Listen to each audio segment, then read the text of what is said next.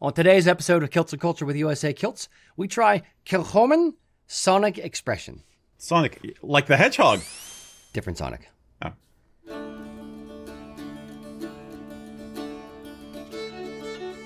The history of the Gallic lands is one of struggle, punctuated by moments of sheer brilliance.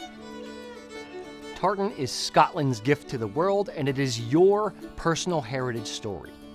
Howdy, boys and girls. Welcome to Kilts and Culture. I'm Rocky. That's Erik. Yo. Today, special treat, as always. It's always a special treat here at USA Kilts. It really is. It really is. We have Kilchoman. Kilchoman. I have to say it from the back of the throat. The novices would say Kilchoman, but yeah. Kilchoman. Sonic Expression by our good friend Stephen Licht. Drop this off. So this is an Islay Scotch, so it's going to be a little peaty, a little smoky. It's been a while since we've done an Islay. Yes, it has been. So I'm kind of it's been a hot minute. Anxious to jump in on these. Mac, why don't you come on over? We have Mac, Mac behind the camera today. Da-da-da. Indeed, Da-da-da. And how you doing there, Mac? What tartan do you have on there? Ooh. Oh, I'm sparking it today. You got all kinds of yellow on there. Oh, yes, huh? I do. Wait, what's going on with that? What's going on with that fringe? Shh. Oh. What, this? Damn, son. Looking so sexy and sultry there, That's Mac. right. Wow. There you go. All right. Thank you, Mr. Mac. No way. There he goes. Yes, and thank you, Stephen Licht. So, this is the Kilchoman Sonic Expression. Yeah. It's got Lagavulin type vibes to it. It's not full-on Band-Aid, but it's definitely there. Yeah. Lafroig is more the Band-Aid, a little bit more iodine kind of scent to it. I'm But just telling you what up. yeah, Mac. Well, we didn't go over what you guys are wearing. Oh shoot! Oh, get that off screen. All right, Erik, what are you wearing We need a drink, Mac, okay? It's been a long week. That has. Yes. I'm just doing my favorite estate tweed today. Very nice, very nice. And I have on a brand new. Hold on. Tartan, as the kids. This is the Back to Nature tartan. We'll talk about this one in a little while later in the show. But Mac, give me some nose flavors here. For the nose, we have soft cooked fruits with caramel, depending how you want to say it, and vanilla. I already started drinking. Me too. So Kilchoman Islay single malt, the high proportion of Oloroso sherry influence, adding a balance of dried fruits and spices to the classic Kilchoman citrus sweetness and peat smoke character.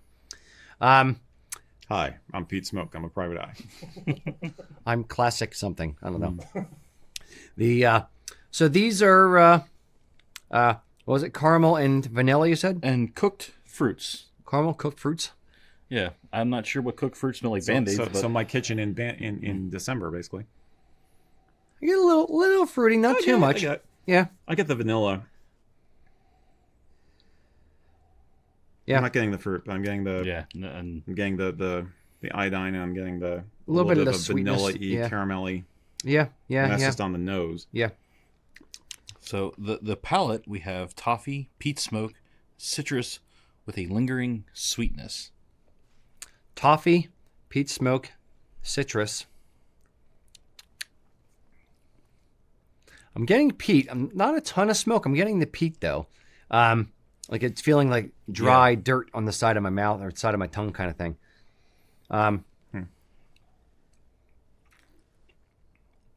Finish with a balance of peat smoke, fruit, and sweetness.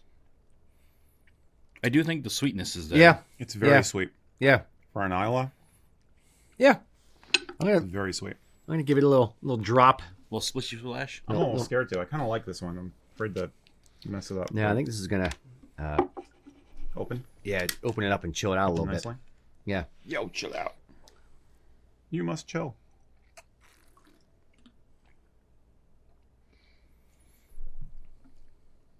Yeah.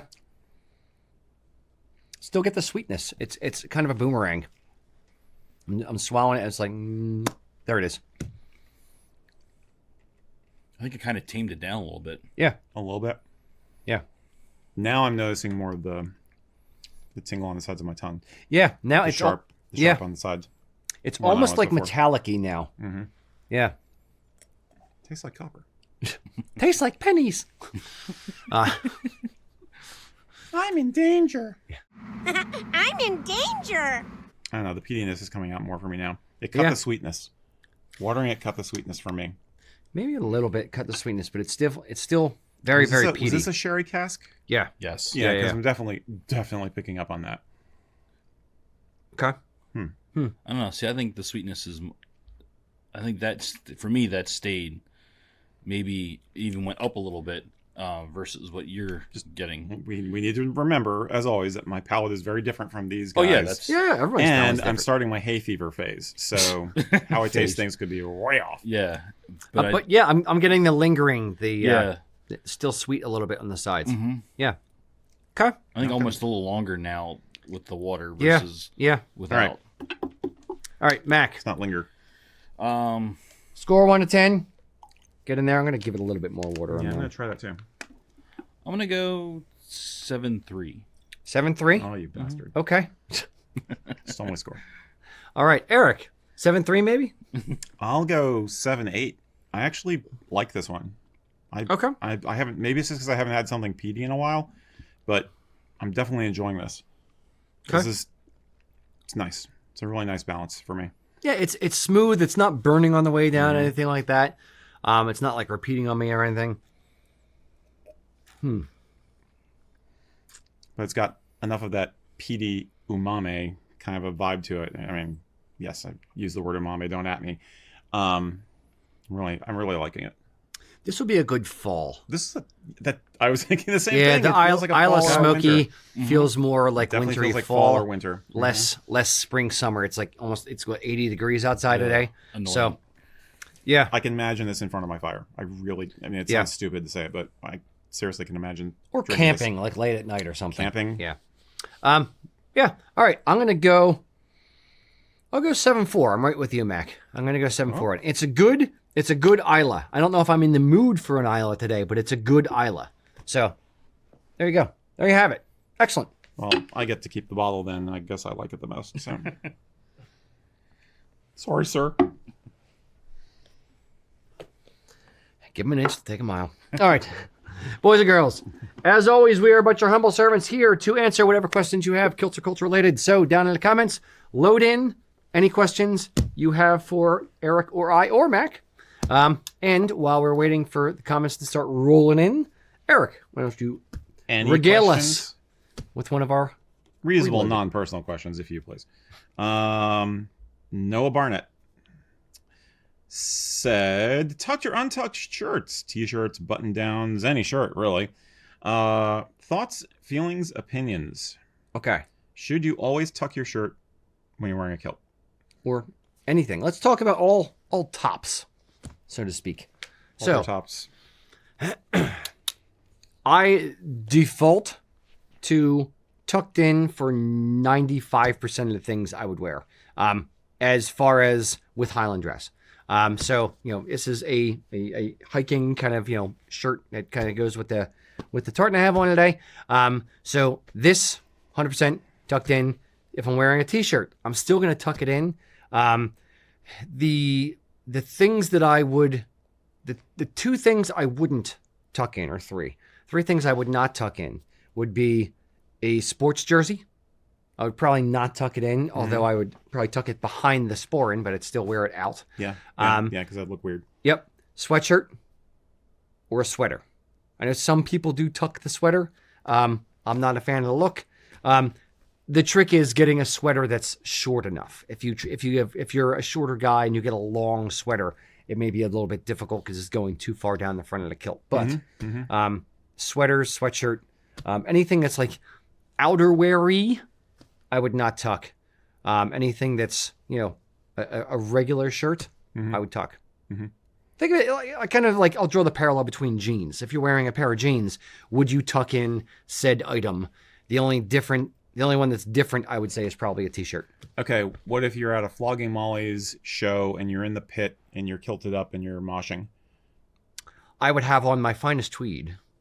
No, I see. Would you have your t-shirt tucked or untucked at that point when you're in the middle of like? I would start with it tucked. Okay. If I got, surfed around, or if I got, thrown against the wall of the pit, sure, it may come untucked, or somebody grabbing at me, sure, they might untuck it. Okay. But I'm not worried about tucking it back in that very second. I'm worried more about survival. But you like the look of it. Yeah. Generally speaking, Yeah. it just looks more put together, sharper. Mm-hmm. Your opinions? Yes. Well, I'm completely on the same page as Rocky on this. For one once. point of tip though, if you're thinking about doing a sweater vest or a sweater with a kilt, whether you're tucking or not tucking, I often look at one size down than I would normally take with Saxon wear, because it will ride a little higher and it form fits your body a little better.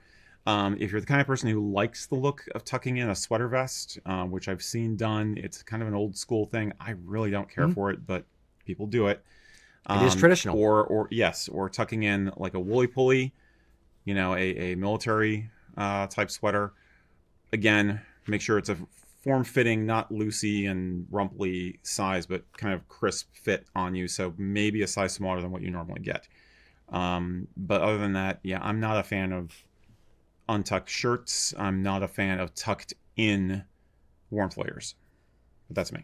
That's fair. That's a fair point. Warmth layers shouldn't be tucked. Yeah, warmth layers versus shirts. Generally speaking. But yes, a sweater vest 100% is traditional. So if you wear a sweater vest and you want to tuck it in, especially like a Fair Isle one or something like that, then have at it. There's no shade being thrown here. That's what you see most often. Yeah. It's Fair Isle sweaters. Yep. Yeah. Agreed. Yeah.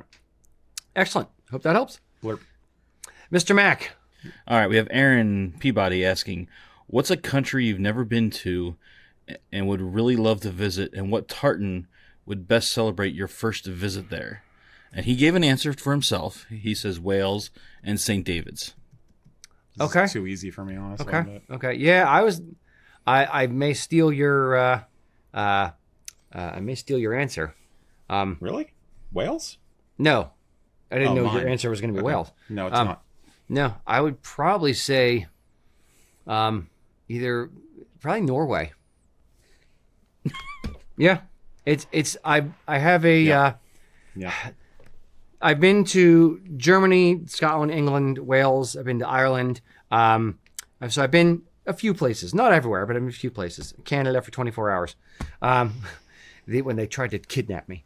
Long story. And Mexico I've been, and yeah. Anyway, a few countries. But I would love to go either Iceland or Norway are the two that I would like to see. Mm-hmm. I'm a little weird in that I have this fear in the back of my brain that I need to be able to speak the language. So I get that. I can muddle through in German. So I went to Germany a few times, loved it. Germany's freaking spectacular. Then I can muddle through, but I have this fear of like, if I can't communicate with the locals, how will I get through? Mm-hmm. That's the only thing that kind of scares me a little bit about Norway, but to my understanding, a lot of people over in Norway, Sweden and stuff speak English as well. Mm-hmm. So I'm a little less afraid there. If I said like Botswana or something like that, it'd be like, I don't know. Mm-hmm. So what's yours? Where would you like to go? Oh, and he said, what tartan would I wear? But yeah, he's only. I was waiting for that. You bypassed half. Sorry. I would wear Nordic Heritage because we designed it. Or I'd wear I wouldn't necessarily have like a special one that I would have to wear for it. But I would wear whatever one I'm in the mood for when I'm packing. That's probably how I kind of view it. I would do, so Norway and Iceland I would do, and I would take Nordic Heritage. But as a backup, I would take our good old, not American Dream, American Heritage. Okay. Because it's black, but it's got the red, white, and blue, which are the colors of the flags. So I would do that as a nod to my national heritage. It's not just the spiritual heritage. But I thought of an outlier. I would go, if another place I'd like to get to, which is on my bucket list, is Japan. I would go to Japan during the cherry blossom season. See all the sakura. Go to a sakura matsuri, and I would wear in my dream world, I'd wear the freaking Hello Kitty for tartan, but you can't get that because it's copyrighted. So I'd probably go with Stuart dress. Okay. Now I'll throw out my other odd one. Then we'll go to Mac, and I'll get his opinion on it. But my other odd one would be, I would actually love to go to Australia. I'd love to go to Australia. I agree. The 24-hour plane ride would be a bit much. I hate that because you're just wasting so much vacation time. But I think going to Australia would be pretty awesome. I agree. New Zealand. Yeah, New Zealand. See the sheep. See what the actual wool for most of the kilts comes from. Go to the Hobbit village. That's what I remember. Yeah.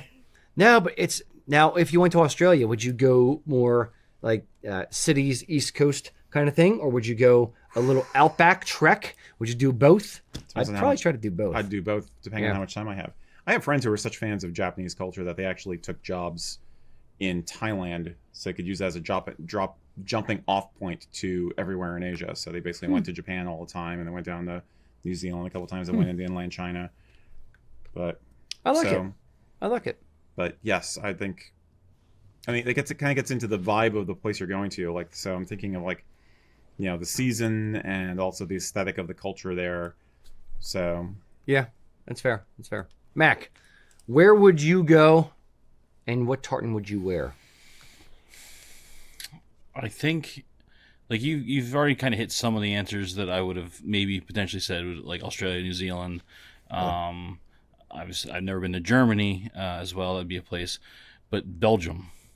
Okay. Oh, okay. Yeah, okay. Is where I know. For those who've been following along in the show in previous episodes, we've talked about World War I, and I would definitely like Belgium would be a place that I'd want to go. Probably Red Hackle. Okay. For that, absolutely. Yeah. Yeah. Nice. Quick aside, housekeeping. We have a small, not one of our high production numbers, but we do have a small video on Mac producing how we produce reenactor kilts, particularly in this case for World War I. We have a video on that coming out soon. Nice. Like possibly even next week, I think. So. Nice. Get on that. So stay tuned. Yeah. Excellent. Okay. There you go. Nice. Interesting question. We should do a USA Kilts road trip, tour trip, and like pack everybody into a plane and a bus, and the Kilts and Culture Idiots Abroad tour. You got Jamesy to show us around, Yeah. And how are we getting the plane in the bus though? With Moxie. No, we get one of those cargo planes. Yeah. Okay. And the plane doesn't even land; they just get loosely around, like deploying tanks. Now, crate, UPS. I'll poke holes in it for you. You'll be fine. That's how we wind up in Madagascar. Yeah, as long as like oxygen tank, I'm good. Exactly. Trail mix for the trip, you'll be good. I think it would be a blast to actually go and shoot in the UK. I would love to do a trip like that. Fair. Not this year. Adam Curie said, what could be some specifically non-traditional options to wear under a Prince Charlie rather than a waistcoat or vest? Now, note he's not talking about shirts, but I think we can include that. But okay. Can you get away with wearing a Prince Charlie jacket in a less than formal setting or a more avant-garde formal way by doing something different? Is he wearing it for formal, did he say, or no? He does not specify, so I think we can go all over the map with this. Okay.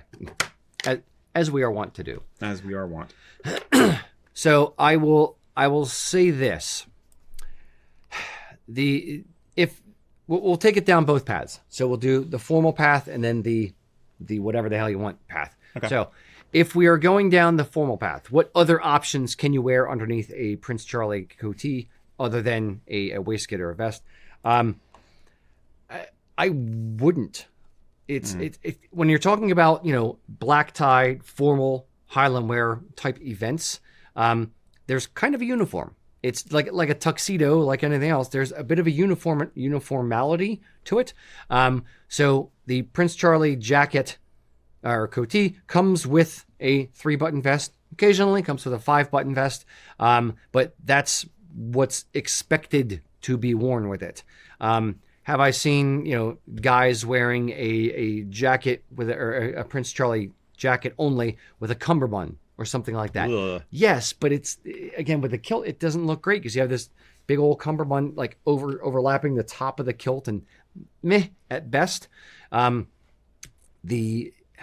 So for me, for my money, no. If I'm going to a formal event, I am doing what is required. I don't want to stand out and be different for the sake of being different at those types of events. If I'm going to be different, then I would wear a different formal jacket. I'd wear a regulation doublet or something like that. That is a similar to a Prince Charlie. It's still very formal, but it's different.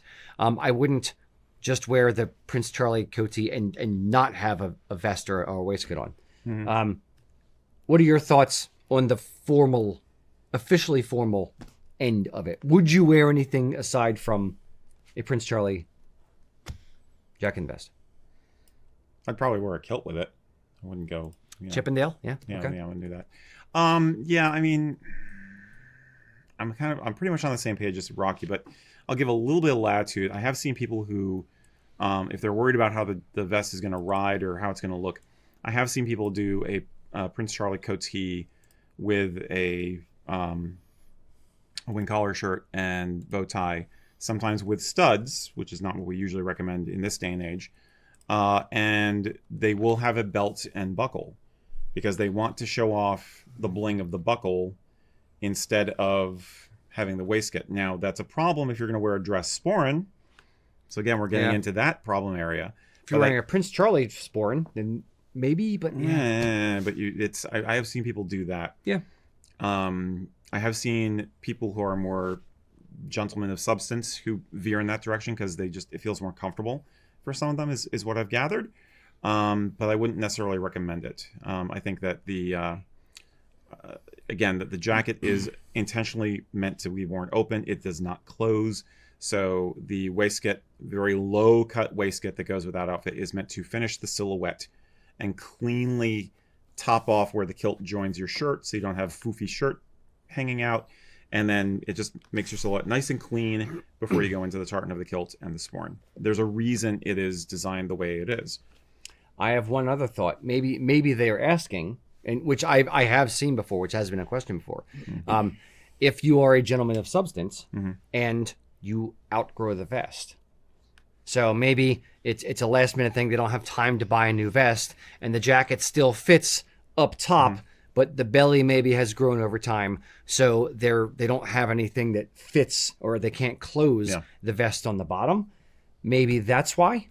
I think some people do it as a make do kind of a thing. Yeah. But I think anytime you remove the waistcoat, then you're getting into that whole foof of the shirt problem. Yep. Which disrupts your silhouette and doesn't look great. So. Okay. Now.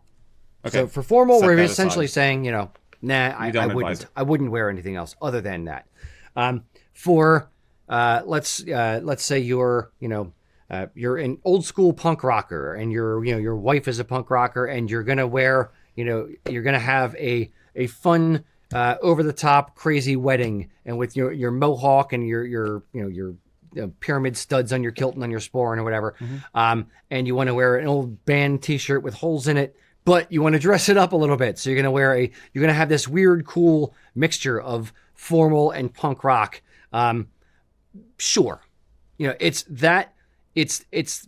kind of the way I'm thinking about it is you're going to the other end of the spectrum. It's the donut hole. It's the gray area in the middle where it looks like you shot and missed. So if you're formal, suck it up. It's a uniform. Be formal. If you're going to go avant-garde, artsy, punk rock, whatever the other end of the spectrum is, then I would say that's fine as well, because you're breaking the rules, but you're breaking the rules and you're running away from the rules. Right. It's if you try to bend the rule and it's like, okay, well, I'm going to wear a tweed vest with this, or I'm going to wear a long tie with a Prince Charlie jacket and leave it open and not wear a vest. It doesn't look like you're doing it on purpose. It looks like you didn't know what you were doing, or you tried to bend the rule, but it doesn't look great. Versus if you go the other extreme, then it looks like, okay, you're firmly breaking the rule and you just don't care, and this is your aesthetic that you've chosen to do. Does that make sense? I think so. Okay. There may or may not be a photo shoot we did of me in this very room in a goth outfit where I used a Prince Charlie coatee and I had a froofy, ruffly black shirt and no waistcoat. But that was very much showing a kilt in a goth subculture context. And it is a kind of outfit that I could definitely see people from that culture wearing for a fancy event, a really big night out, or even a wedding.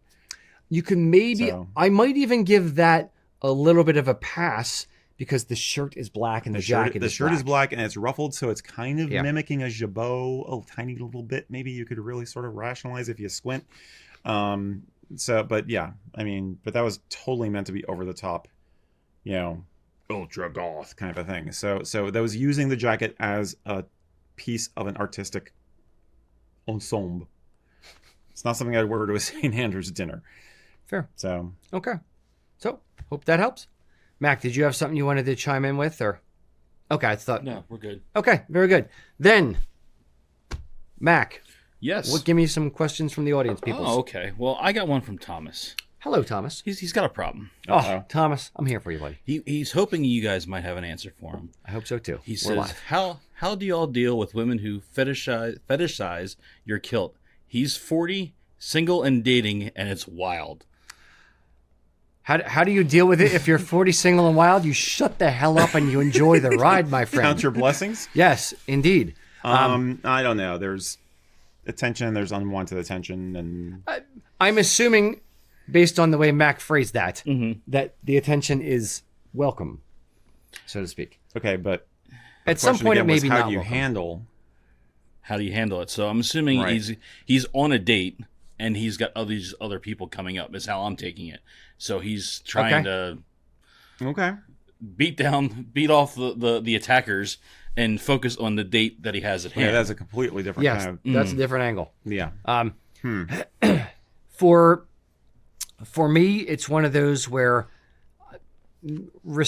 show respect for the woman you are with if you are out on a date, or the person you're with if you're out on a date. So, yeah, it's creepy and rude if you are clearly with somebody for someone to come up to you and approach you or try to grab you or that kind of thing. If you're obviously with somebody, so I would kind of, if it's that scenario, we're going to start there. That scenario, you're with somebody on a date and somebody comes up to you and says something or puts their hand on your leg. How I would probably handle it is I would grab their hand and move it away, be like, "Excuse me, it's inappropriate," and just kind of in a stern, non-threatening, as polite as you can be in that moment way, just, "That's inappropriate. Let's not do that, shall we? I'm here with my friend Lisa today, so I'd appreciate a little bit of decorum from you, please." You scold them in a classy way. You don't make a big scene about it. You don't make a big fuss, but you remove them. A lot of times it happens at a bar where the women have had a few things, a few libations, a few cocktails. And human nature is what human nature is. And some women really dig on guys in kilts. So if I was with someone, that is probably how I would handle it. Or, and if it becomes a problem, like they won't leave you alone, maybe say, like, "Look, I don't want to have to ask the bartender to intervene here. Just please leave us alone. I'm on a date with this person. I really am not interested. Thank you for all the affection and the interest, but I'm not interested." And move on from there. If it really is an issue, then talk to a bouncer or talk to the bartender and be like, "Look, she's really creeping me out. Can you ask her to knock it off, please, and intervene here?" And have the establishment kind of step in. Mm-hmm. Thoughts? Yeah, that's basically it. If you are on a date with somebody, the whole point is that you are giving them your full attention. And there's a lot of different angles to dealing with kilt lifters in general. But if you are on a date with someone already, then this is your opportunity to basically reinforce for them that you are only interested in their attention. And honestly, frankly, it's just I don't like this behavior in general. Consent is important. I don't care who you are or what the context is. Personal space is important. Consent is important. And just because I'm wearing a kilt is not because I'm trying to get your sexual overtures. I mean, that's like people saying that women dress for the sake of wanting to get guys' attention. It's just a falsehood. So yes, you need to be firm and gentlemanly about it if you can. And I think communicating with your date is important also.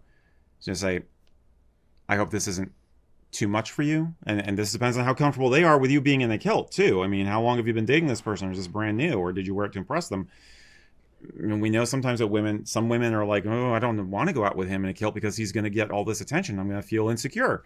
So making sure you're sensitive to her feelings specifically is the first thing. That's the foundation. And it may be that you need to say, I get some attention like this sometimes. You know, I hope you understand this is my personal expression. I want you to be comfortable. How are you feeling? Communicate with them first. Bottom line. Yeah. Now go ahead. I'm sorry. I was going to jump onto an expansion of the topic, so go ahead. Okay. But now let's go the other direction. You're not on a date. You're just out with your friends at a bar. Right. And women come up and approach you. Great. Use it as an icebreaker. If I could travel back in time to, 21, 22, 23-year-old Rocky and be like, dude, you're not the best looking guy in the world, but if you want women to talk to you, if you want an icebreaker that's easy as anything, wear a kilt.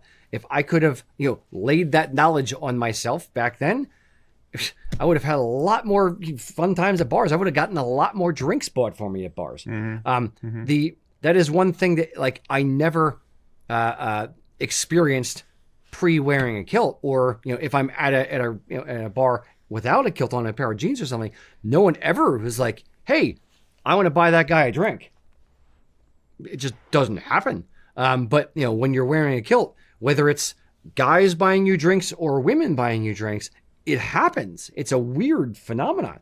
So, and it's been a long time since I've been to the bars. So anyway, but I would say use it as an icebreaker. Now, if someone is, you use your powers for good, but use it to your advantage. Right. So, if someone's walking up and, grabbing you, then I would probably, push it off, period. And I wouldn't, if you think of the longer term, if I'm 40 years old, I'm at a bar and a woman comes up to me and just reaches up my kilt and tries to grab my butt. Is that the type of woman you really want to date anyway? That would just walk up to a random stranger and grab their butt? Right. Not me. It might be okay for a one-night stand, but it's not something I'm going to want to date in general. How many other guys' butts does she walk up and grab? So I would say, I would use it as a little bit of an icebreaker. And if a person wants to start talking to you or wants to start, buying you a drink or having a discussion or bring you into the group of friends so that you can all kind of hang out, great. Use that to your advantage. But I think there's still some kind of line with, that was a little bit too much. Yeah. And turnabout's fair play. We don't often talk about, guys having that kind of thing occur to them because it occurs a lot less often than it happens to women. But it's not right one way. It's not right the other way either. Mm-hmm. Yeah, I think we talk about how a man in a kilt is a man and a half. Part of that's the confidence, but with that confidence also comes an internalized sense of dignity, and that includes a sense of boundaries. And it also includes the assumption that you are a capable, strong person and you will control a situation if you have to. That's what confidence really comes down to, right? So I think that, your boundaries are important and consent is important, like I said, and you have a right to be self-respecting enough that you don't take that kind of attention if you don't want it. What are you looking for in a date right now? I mean, are you looking for just a hookup? Then okay, maybe, but if you're not looking for just a hookup and you want to have an actual enjoyable interaction with somebody on more than just a physical level, then you deserve to have some standards and not be objectified. Yeah. I mean, if a woman comes up to you and is like, I really admire your kilt and I'd like to learn more about it. I'd like to learn more about you. You seem like a really interesting guy. Let me buy you a drink. That's great. That's perfect. That's like the ideal scenario. That is the ideal scenario. Where they understand that it's, where the line is and you don't have to explain it to them. So if it's the, hey, is it true what they say about what guys wear under their kilt? A, they're not very much of a class act, and B, you don't know if they're even serious about being interested in you, or if it's just the novelty and the freak show aspect of, it's like, here, watch me. I'm gonna go ask him, what's under the kilt. I'm gonna ask him, watch. They could just be fooling around to be stupid with their friends. So I have a random maybe I'm being cynical. random thing I saw recently that kind of it applies here. It was it was like a TikTok video or something. Somebody talking about giving advice to women. A guy giving advice to women on how to find your dream man. So and it applies for men as well. So what his advice was what if you could make up your dream man or your dream woman, what would they be doing on the weekends? Where would you want them to be? Would you want them to be at a reenactor event because you're a reenactor and you'd love to meet someone there? Would they be crocheting? Would they be or going to a knitting club? Would they be walking around the mall? Would they be at a bar? Would they be at a Celtic festival? Or would they be fishing? Or are they really into cars? Is that the type of man or the type of woman you want? Great. Go there. Yeah. If you're a woman who likes cars and likes guys that are into cars, great. Go to car shows. That's where you try to meet that guy.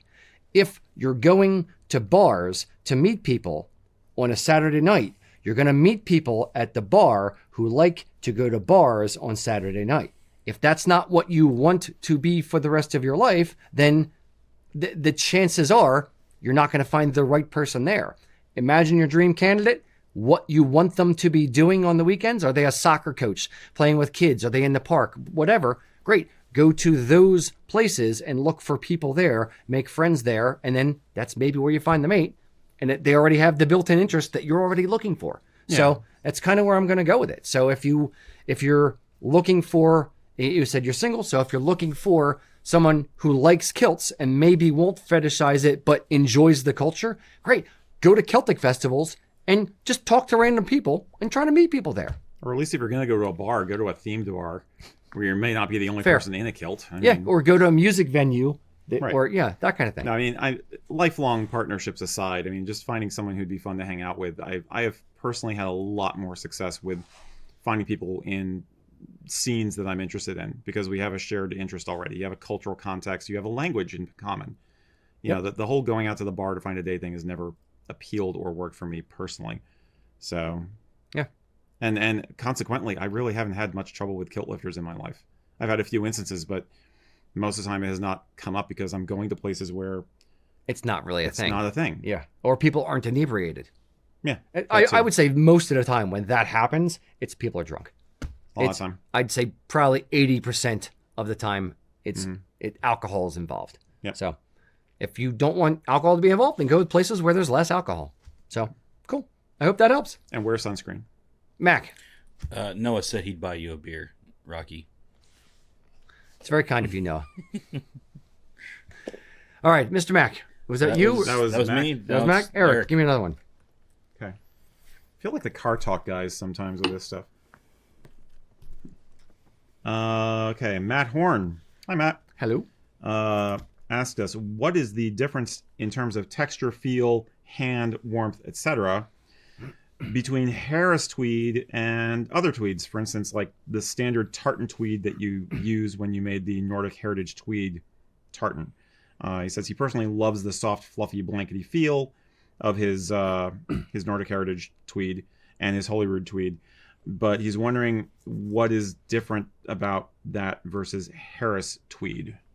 Okay. What makes Harris Tweed a Harris Tweed, frankly, is the foundation question here. Yeah. But so the Nordic Heritage Tweed, weathered tweed that we did was Martin Mills. Limited run. Yeah, and I think that the Holyrood one he was referring to is probably Martin Mills one as well. So trying to compare tweeds is like comparing tartans. It's different weights, different purposes, different, there's the different types of weave, whether it's plain weave or twill weave, or a herringbone in the case of tweeds. So there's all kinds of different factors. When we say Harris Tweed, you have the little Harris Tweed orb. It is a protected thing. And to be a Harris Tweed, it has to be woven on the Isles of Harris or Lewis, and it has to be a non-mechanized loom, so like a hand-powered loom or a bike-powered kind of loom. So it's not like a high-speed industrial loom. That's really the only qualifications. Now, a lot of Harris Tweed is thicker and or heavier and used more for like outerwear and things like that. Although there's some that are, for upholstery or for women's bags or, lighter weight and that kind of thing. So there's really a breadth of types of tweeds and reasons to have tweed.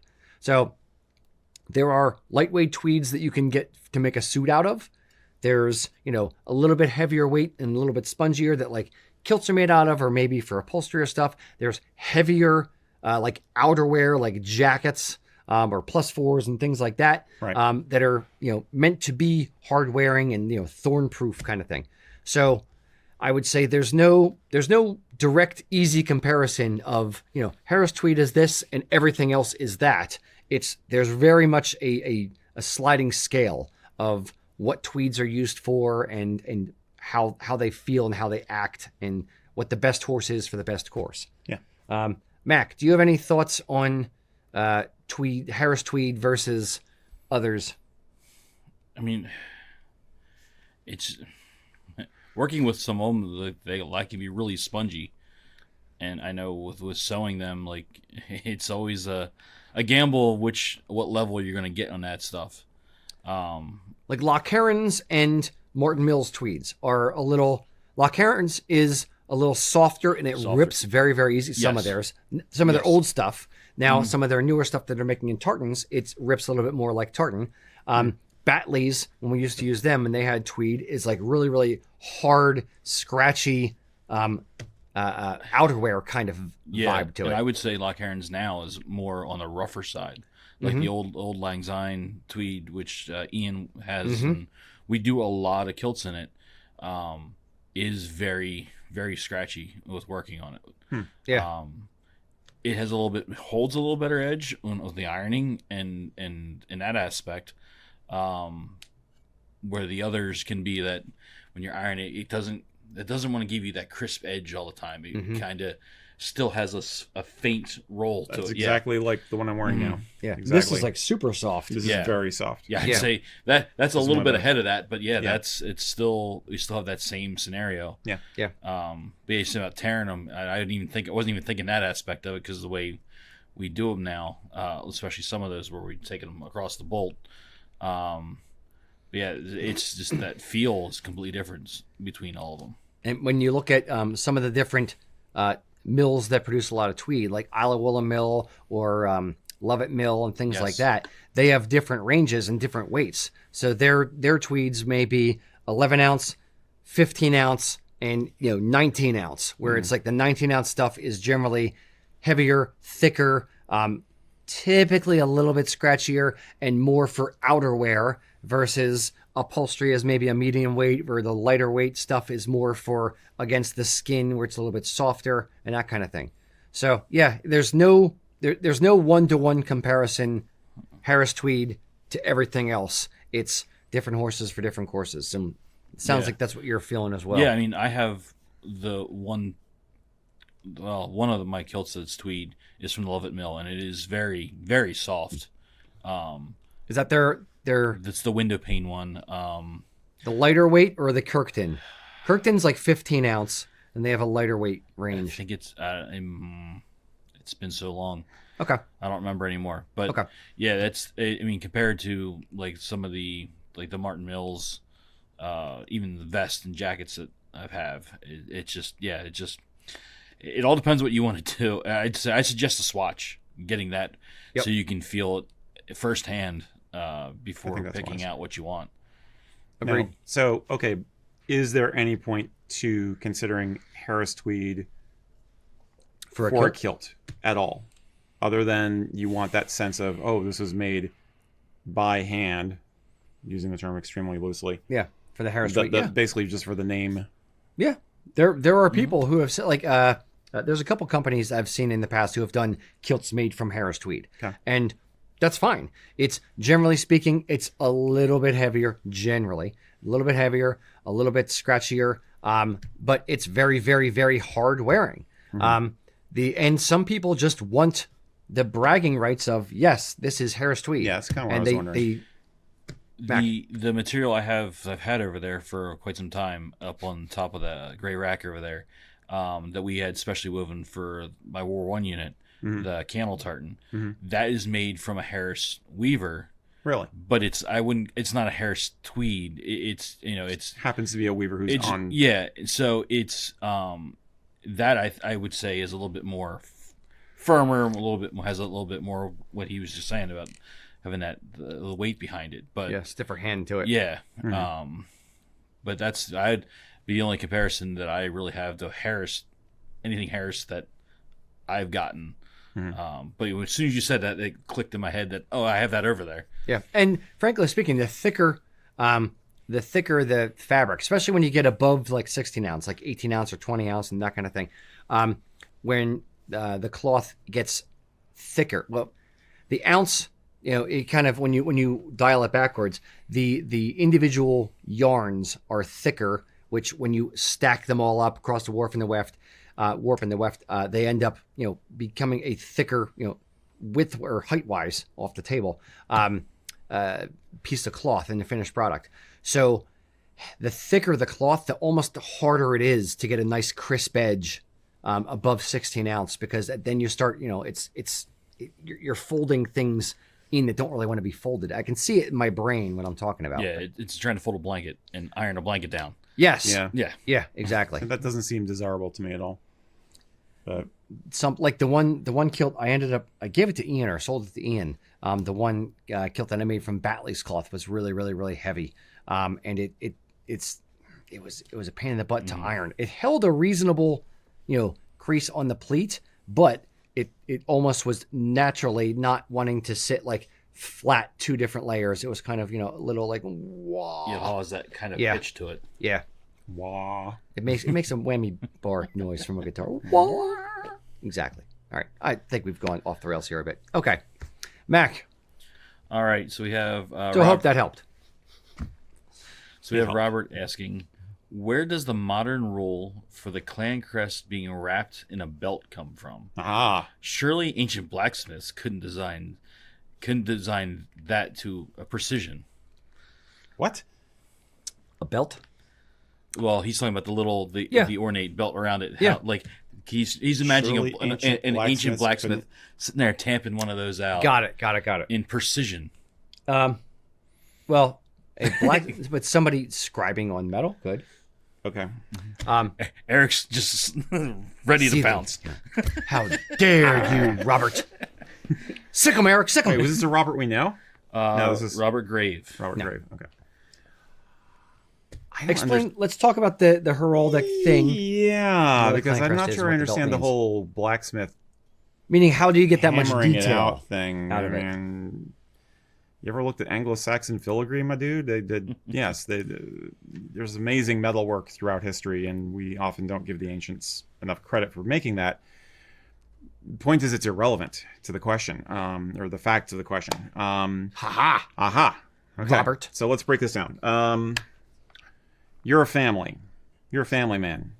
You have a coat of arms. You've been granted arms by the crown because you're a super cool guy. More likely you killed somebody on behalf of the king. So good on you. The fawns with arms. The fawns with the fawns in full plate armor and a lance. And a leather jacket. And a leather jacket. That's called a hauberk or a jerkin. But anyway. Not for the fawns. So, a coat of arms was something that you were permitted to have if you were of sufficient rank in the nobility, or you're granted arms like you're made a knight, a knigget. And that was basically identifying you and eventually your family as well. And there are changes they would make for different codes to say son of this or related to this family in this way. That's where you have quartered coats of arms and stuff. The crests that we're talking about come from a related but similar tradition. Literally, they are based on helmet crests from the High Middle Ages and the Renaissance, where basically when you're at a tournament, you were in tournament armor, which covered the body more extensively than field armor a lot of the time, frankly, combat armor, and nobody could tell who you were. Also, you wanted to show off. You wanted to be super pizzazzy and cool. This is like your fancy duds because you're showing off for the crowd. Jazz hands. Armored jazz hands with spikes. And so you would develop something that was called a helmet crest. They were usually made out of wood and painted, and they were mounted onto your tournament helm. Okay. Often they would pick up an element from your coat of arms, your heraldic device. So you might, if you have a dragon on your coat of arms, you might have a dragon head as your crest. The crests became a way to quickly identify you, and then in later years also your possessions or even your household. Okay, so that's step one. This is related to something called livery, which was basically the uniform pieces you would have your retainers or your household servants and stuff wearing. Sometimes it could be as simple as a reduced version of your coat of arms, which was called a badge, or it might be a version of the crest. Okay? When the 19th century came along and people got really into this stuff in Scotland, people started using the helmet crests of the old armiger families, the landed families who had a coat of arms and therefore probably had a crest as well. At some point in history, basically people started registering and designing them at the same time. And you would use that as shorthand of saying, I am this guy. And but then the whole idea of showing adherence, loyalty to a clan chief, to a family, not a blood relation exactly, tenuous blood relation, which is what most of us clan members are. You know, it's like I'm related to so-and-so who's related to so-and-so and so-and-so. But I'm loyal to the chief. That's the bottom line. I'm loyal to the chief. If you are a chief, you could wear just your device, just your crest, and you'd usually also wear eagle feathers to indicate your rank. And or on a circlet. And on a straight circle. If you are an armiger, you can do that. That armiger being someone who bears arms, a coat of arms. The idea came about, I'm pretty 90% certain it was in the 19th century, of using the belt around with the motto in it as a way to differentiate between I'm a member of the family, or I am the chief, versus I am expressing my loyalty to the clan. It is not a belt like you'd wear around your waist. It is actually a garter. You may have heard of the Order of the Garter, which is the highest order of chivalry in Britain, in England. The reason they have that name is because they wore these garters that had the motto of the order embroidered on it, and they always wear them on, I think it's the left leg. That's where the idea came from. So basically, it's like having it's kind of like being a knight of the garter. You know, you got this garter, and you got the motto of the clan there, and it's just showing your loyalty and your attachment. So it is modern in the sense that I don't believe the tradition of representing clan members in that way predates the Victorians. 90% certain on that, but yeah, my fellow nerds out there, if you want to chime in, let me know. But I'm pretty sure it's basically a Victorian thing, or at least a 19th century thing. So how did they... That's the long story. Yes, but how did they get the level of detail in? It's not a cast level of detail from way back then. There's also people who, metalsmiths who would work, with fine tools to do these things. There's old, how did they stamp coins, back in Roman times? Still a detail on them. There's still a good way to do the thing. Right. So it's not that it has to be cast where you lose a lot of the detail, or could have lost a lot frankly, of the detail. The idea comes from graphical art first and was made into jewelry later. Yeah. The graphical representation predates the idea of, I'm going to slap this on my hat. So... little hat slapping. In the old days, you would take the pin and you just put it right into your skull. Because you literally... show your loyalty by bleeding for the clan. So is the helm crest the ancient version of the "Hello, my name is" sticker tag that you wear on your shirts? It's more like being in a football team, honestly. Okay, so it's like the number on the jersey. Okay, it's like a number on a jersey. I mean, yes, that's kind of part of it. And it's just like the whole point of heraldry was that there are rules to how it's designed because you could see it from a long distance away. And helmet crest became the same thing, as you wanted to be able to be identified very easily at a glance from a long distance away. Also, in the tournament context, you could gain points by totally ripping your opponent to shreds by like destroying their crest in the middle of the combat. He was like, yeah, just mean. Fucked up his crest. Yeah, it is mean. It was a very mean sport, extremely mean sport. So no, they didn't mess around. Don't like it. Nope. Long story short, that is where the belt design, it's actually a garter, comes from in clan regalia. Yeah. Ta-da! Ba-dum-bum. The more you know. Yep. Excellent. All right, that was you or Mac? Holy shit, that took forever. I'm so sorry. It was me. All right, now it's almost mid-show, so let's do a little video. Let's do a little something to show you some of the stuff we've been working on recently. Maybe a new tartan that I'm wearing.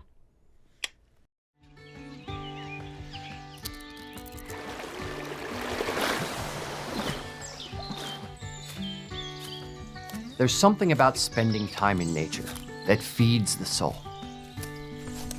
It's in the rustling of leaves and the harmonic trickle of a stream. It's in the invigorating fresh air and the golden glow of a sunset. In nature, we find tranquility.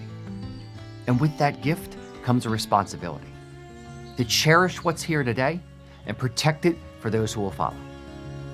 Honoring the land means respecting its beauty and ensuring its preservation for future generations. Nature's tranquility gives us clarity, a chance to focus on what truly matters. It's the perfect setting to create lasting memories with loved ones, sharing stories and strengthening the bonds that tie us together. Our Back to Nature tartan isn't just a celebration of the outdoors. It's a symbol of the things we hold dear. The colors in this design tell the story of our connections, both to nature and to each other. 2 shades of green represent the vibrant plants and the majestic trees that breathe life into the world around us. Rich browns pay homage to the animals who share this land and the soil that nurtures all growth. A gentle blue stripe winds its way through the pattern, signifying water's essential role in sustaining life. And 2 red stripes signify the deep bonds that we share, both with nature and with loved ones. Our Back to Nature tartan invites you to unplug from the everyday, to reconnect with the natural world, with yourself, and with the people you love. This tartan is more than a design. It's a gentle reminder to savor these moments and carry them with you on whatever path life takes you.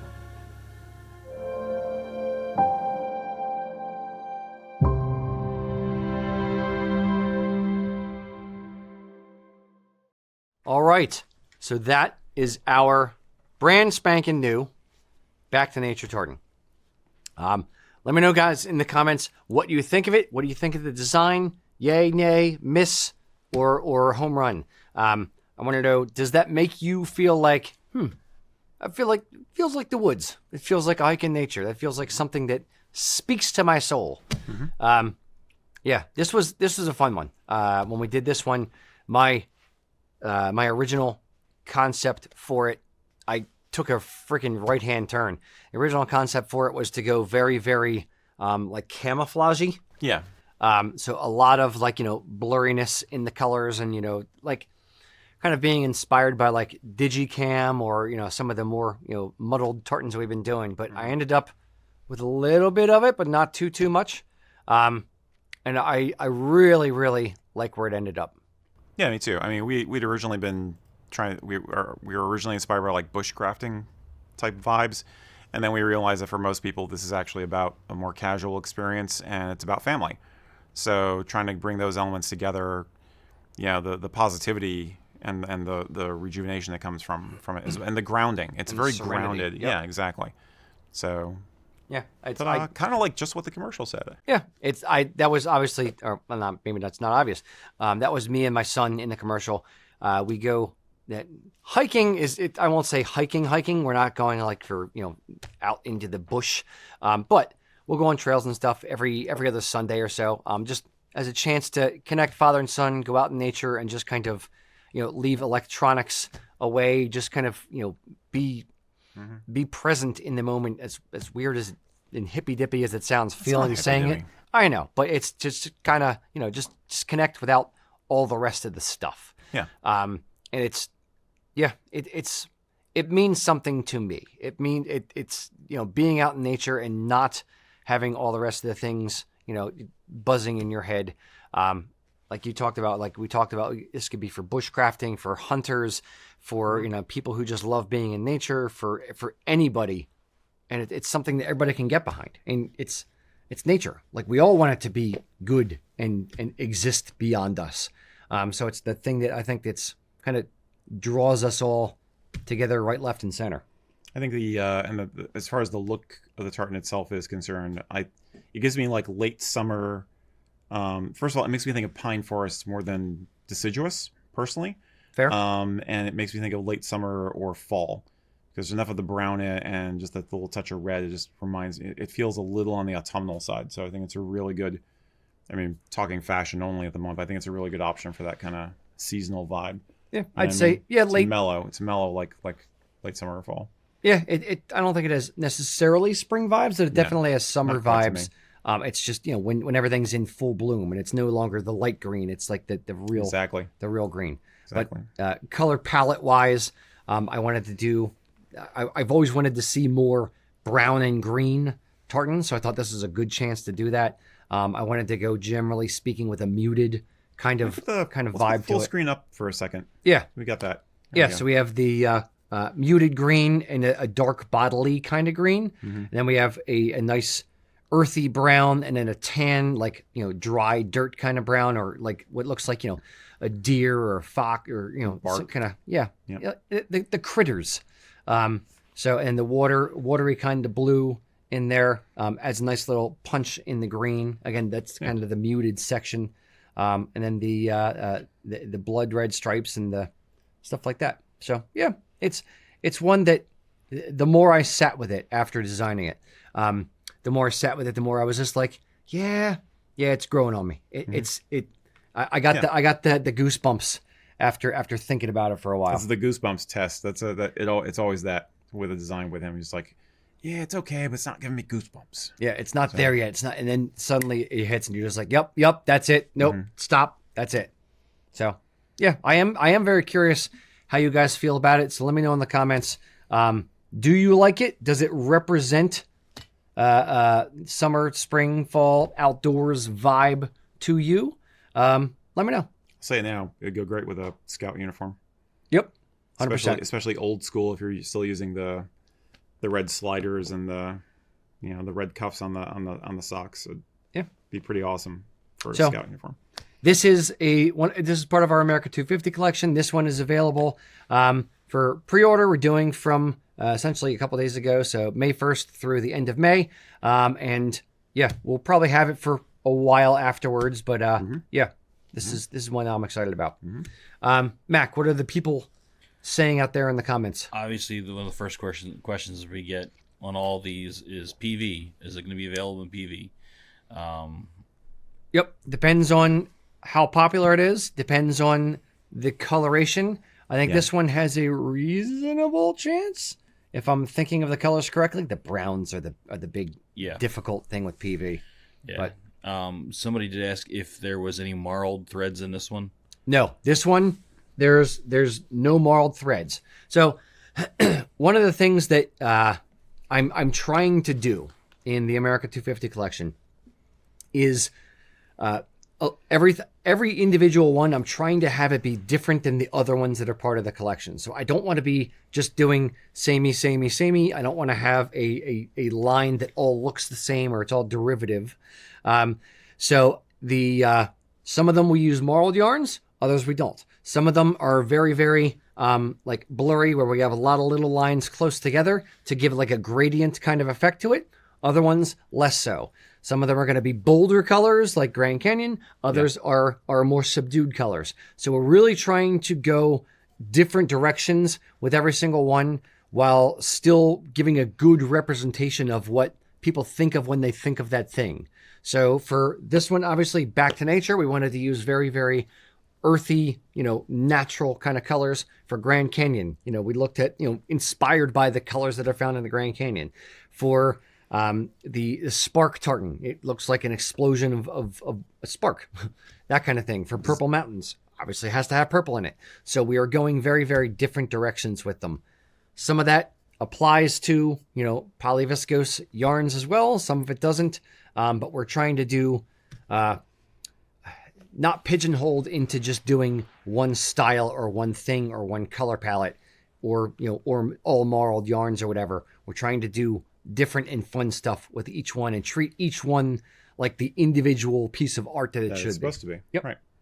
Yeah, I could see where somebody would think that this would be one that you would naturally expect marled yarn would be an option. It would lend itself to this design, but in this particular case, no. Yeah. I think that the soft gradient stuff tends to be more for the natural landscape pieces we've done, whereas stuff that's more related to humans, for lack of a better word, is going to be a little bit more civilization, is going to be a little bit more dramatic and less squishy.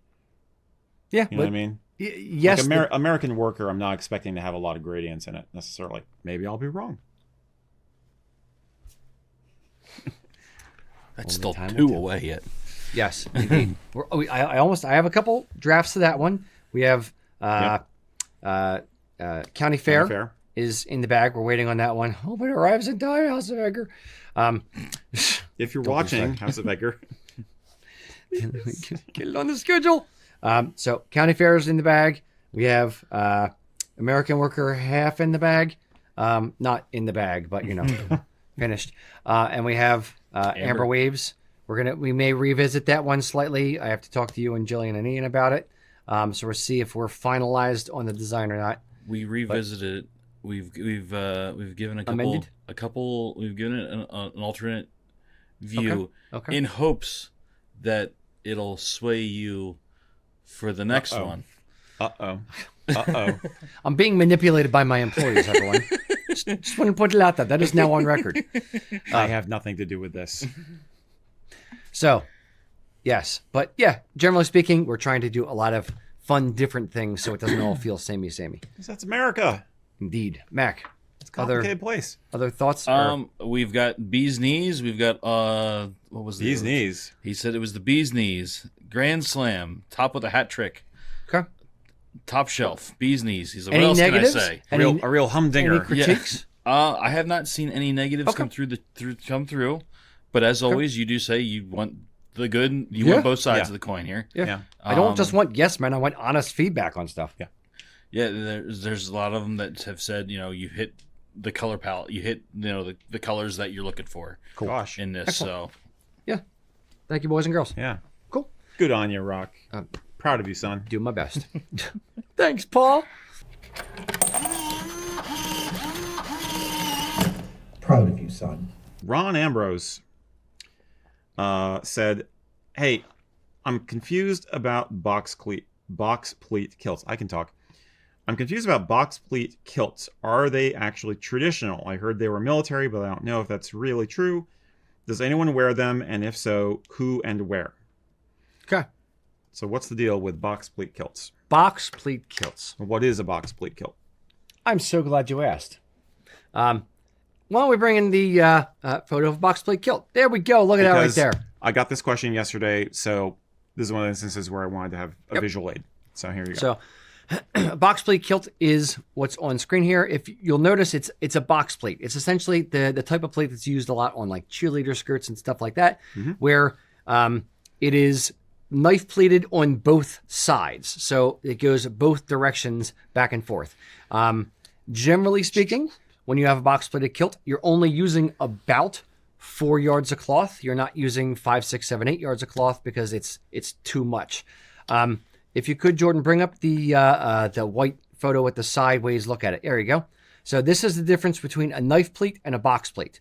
I often describe a box pleat as Z shapes back to back to back. So this is, looking at a kilt as if it was on the table. You'll notice the Z and then S and then Z and then S. So the pleat meets on the top and in the back, where a knife pleated kilt just has a sharp edge on one side and all the pleats wrap the same direction. Because they all wrap the same direction, you can have 6, 7, 8, 9, 57 yards, whatever you need, in a kilt. Whereas a box pleat, if the depths of the pleat, what is essentially on the bottom of the picture here, if those meet and it's too much fabric, they tend to overlap. So it gets too deep on the insides, and then you end up with a military box plate is essentially what we call it. So these are the differences. Now, what are the advantages to a box pleat? Essentially, the one advantage that some people have pointed out for a box pleat is there's less fabric in it. There's only about 4 yards in a box pleated kilt. So, and if you think of it this way, you have 1 yard for your under apron, another yard for your over apron, roughly speaking, and you have 2 yards in the back. So it's more balanced compared to, let's say, like an 8-yard kilt, where an 8-yard kilt, you have 1 yard, 2 yards, and then in the back, you have about 6 yards. So it kind of, pulls down in the back because there's a lot more weight in the back of the kilt than there is in the front. So it's a lighter and it's a little bit more balanced while you're physically wearing it. So that's an advantage to wearing it. Disadvantage, I would say, is it doesn't get the momentum-y swing, the swish that you have on an 8-yard kilt when you're walking, because there's less fabric in it, and because the pleats go both directions, it tends to be a little bit more cylindrical, kind of waddle around you than the proper bouncy swish thing. The proper bouncy swish. Yes, we may need to insert videos here of bouncy swish.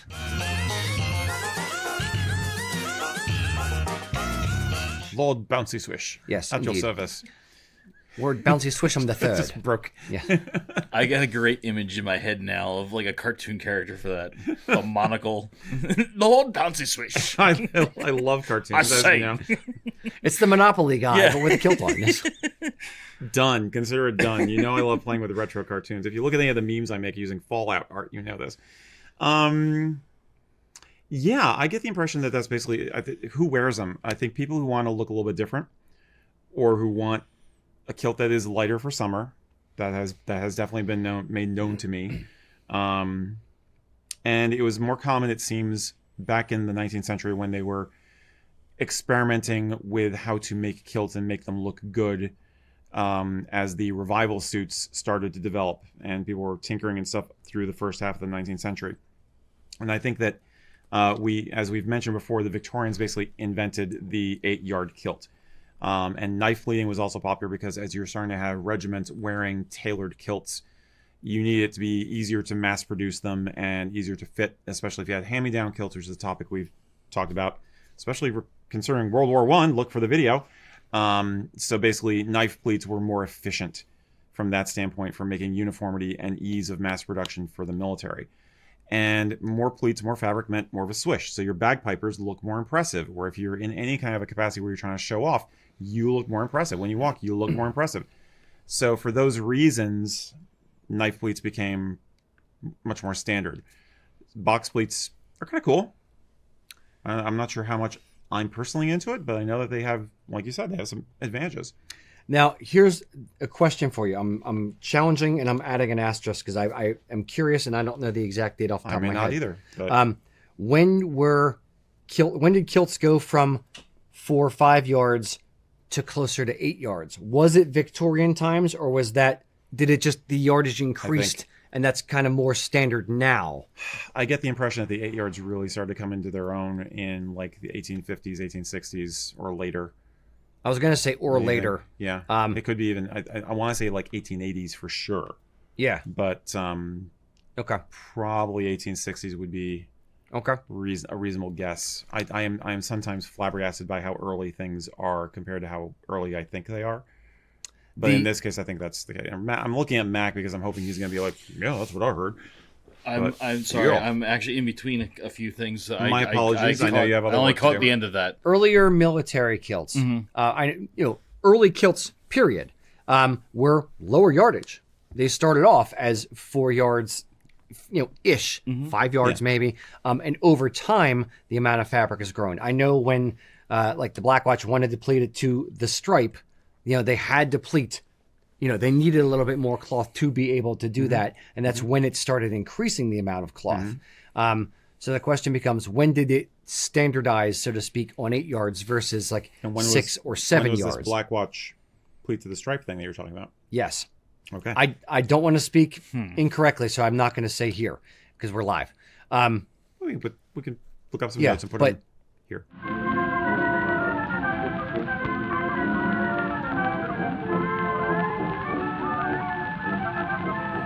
Yeah, I mean, I'd be curious to know what the government was what the Crown was issuing for the troops in the colonies.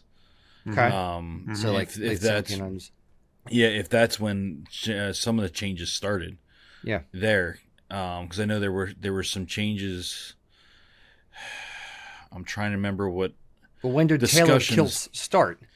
Oh, well, tailored kilts earlier than the knife bling thing we're talking about. Yeah. That's like late 17th century. Okay. Yeah. Mid 17th century. But I'm trying to remember. Because you have the walking kilt, you have the short kilt, the walking kilt, developing then, and then people started to tailor them more. And then you have, like I said, you had a period of a lot of experimentation with Highland revival. Yeah, I'm just trying to remember what the guys at Fort Ty had said to me when we were talking to them about different things. If you don't know, it's okay. We'll get back nothing's to it, coming back to me right now. So the one thing that I'll point out as well, when kilts started to evolve out of the great kilt and started being tailored, you had A, lower yardage kilts, B, knife plated kilts weren't the only thing that was done. Box pleated kilts. Right. Can you see pleating? There's a historical example of that. Or reverse I guess regular can you see, not reverse can you see. So there's different examples of the kilt. And it kind of over time, just, when tailors just wanted to play with it. And hey, I want to do this type of playing. I want to do that type of playing. Hey, I want my kilt to be different than my friend's kilt. So make this one like this. Yep. And, it's just an individual offering a service, offering something that other people don't have, and playing with it and letting it evolve.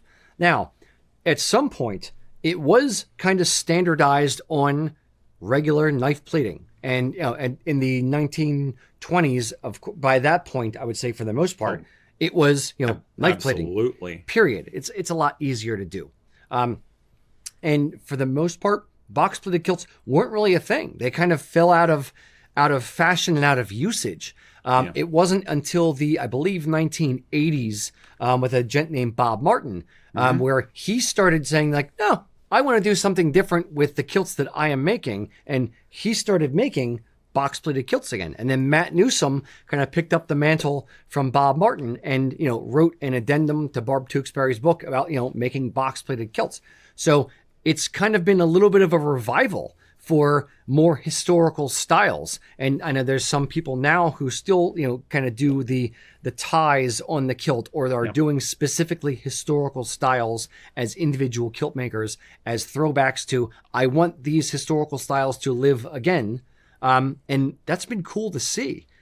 Even mills doing historical stuff like House of Edgar with, the Culloden tartan and all these old historical tartans. You're going to say something. I was going to ask, what about the double box and the military box pleat? Lady Crystal does the double box pleat. I don't know if that's a historical style. The military box pleat, how far back does that go, or is that military box pleat? Mac might be able to speak to it. It's essentially a box pleat, but one side is as deep as the pleat, and the other side is kind of a knife. It's kind of a hybrid between a knife plate and a box pleat. But what period is that? Fun to do up. Sorry. And of course, if you talk to military, living historians, some will say like, no, all the military kilts were pleated this way, or with this type of pleat, or that type of pleat. And a lot of it was it depends on who made it for the regiment, or each regiment had a different type. Yeah, it all depends on your contractor. Yep. Your original thing you said there was when did that start? Yeah. I don't know off the top of my head. But someone did bring up in the comments the Scottish Tartan Museum in Franklin. Yes. As a good source for some of what we're talking about here. Yeah. So it's ultimately a lot of the cool stuff here is the nuance. A lot of people look at Highland wear as kind of a monolith and don't think of it as having evolved over time. And they're just taking, this is what it is today, or looking at snapshots in time. But you have to remember that these things kind of evolved through fashion. It's evolved slowly, much more slowly than regular fashion, but things have come in and gone out and come in and gone out, and it's gone in cycles. But it's not it's not like neon colors from the 1980s becoming popular 25 years later or 35 years later, and then the 70s bell bottoms coming in.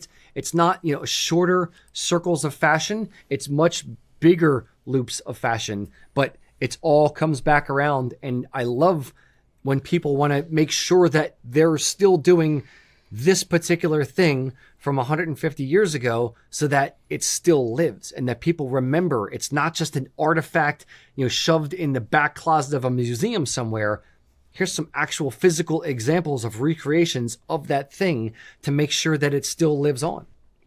I'll argue that economics plays a part also. I mean, even back to the 18th century, the Highland regiments were noted for their uniforms being more costly than other groups, other units. So, and when you get into the zenith of the empire and the wealth of the empire showing off, and we want our troops to look really freaking impressive because it's part propaganda, you're investing more in the uniforms. So yeah, of course you're going to put more fabric in the kilts so they look better on parade, because you got to impress the locals and you got to impress the people in the colonies. So more brass, more bling, bigger swords. More. But so I think that's a factor also. Yeah, you have some dominions that are having to raise their own money to fund their uniform projects. So and getting pissed off about that too. Yeah. So you have that all the way around. Yeah. Let me bring this back to the original question though. Would you recommend a box pleat kilt to someone now? Not as their first kilt. Okay. But I would recommend it as if you have 3. Sure. Do something different. You don't always have to be the exact same the exact same style kilt at all the time. Now, here's the question that I have for you people out there. Box pleated kilts are something that Mac has done on occasion, Casey has done on occasion, I've done on occasion. I have one. But it's not something that we readily offer. Are box pleated kilts something you would wear? Is that something you would want to see a particular kilt company, maybe have on their website? Maybe should we? Should we offer, not? Well, if it's less fabric, it would be cooler. Correct. It's more labor. It could be. So that's pain in the butt. Okay, but I'm thinking from a consumer standpoint. If somebody want, I see it as people wanting it because they want to be different, or because they want it for hot weather. Yeah, like the linens.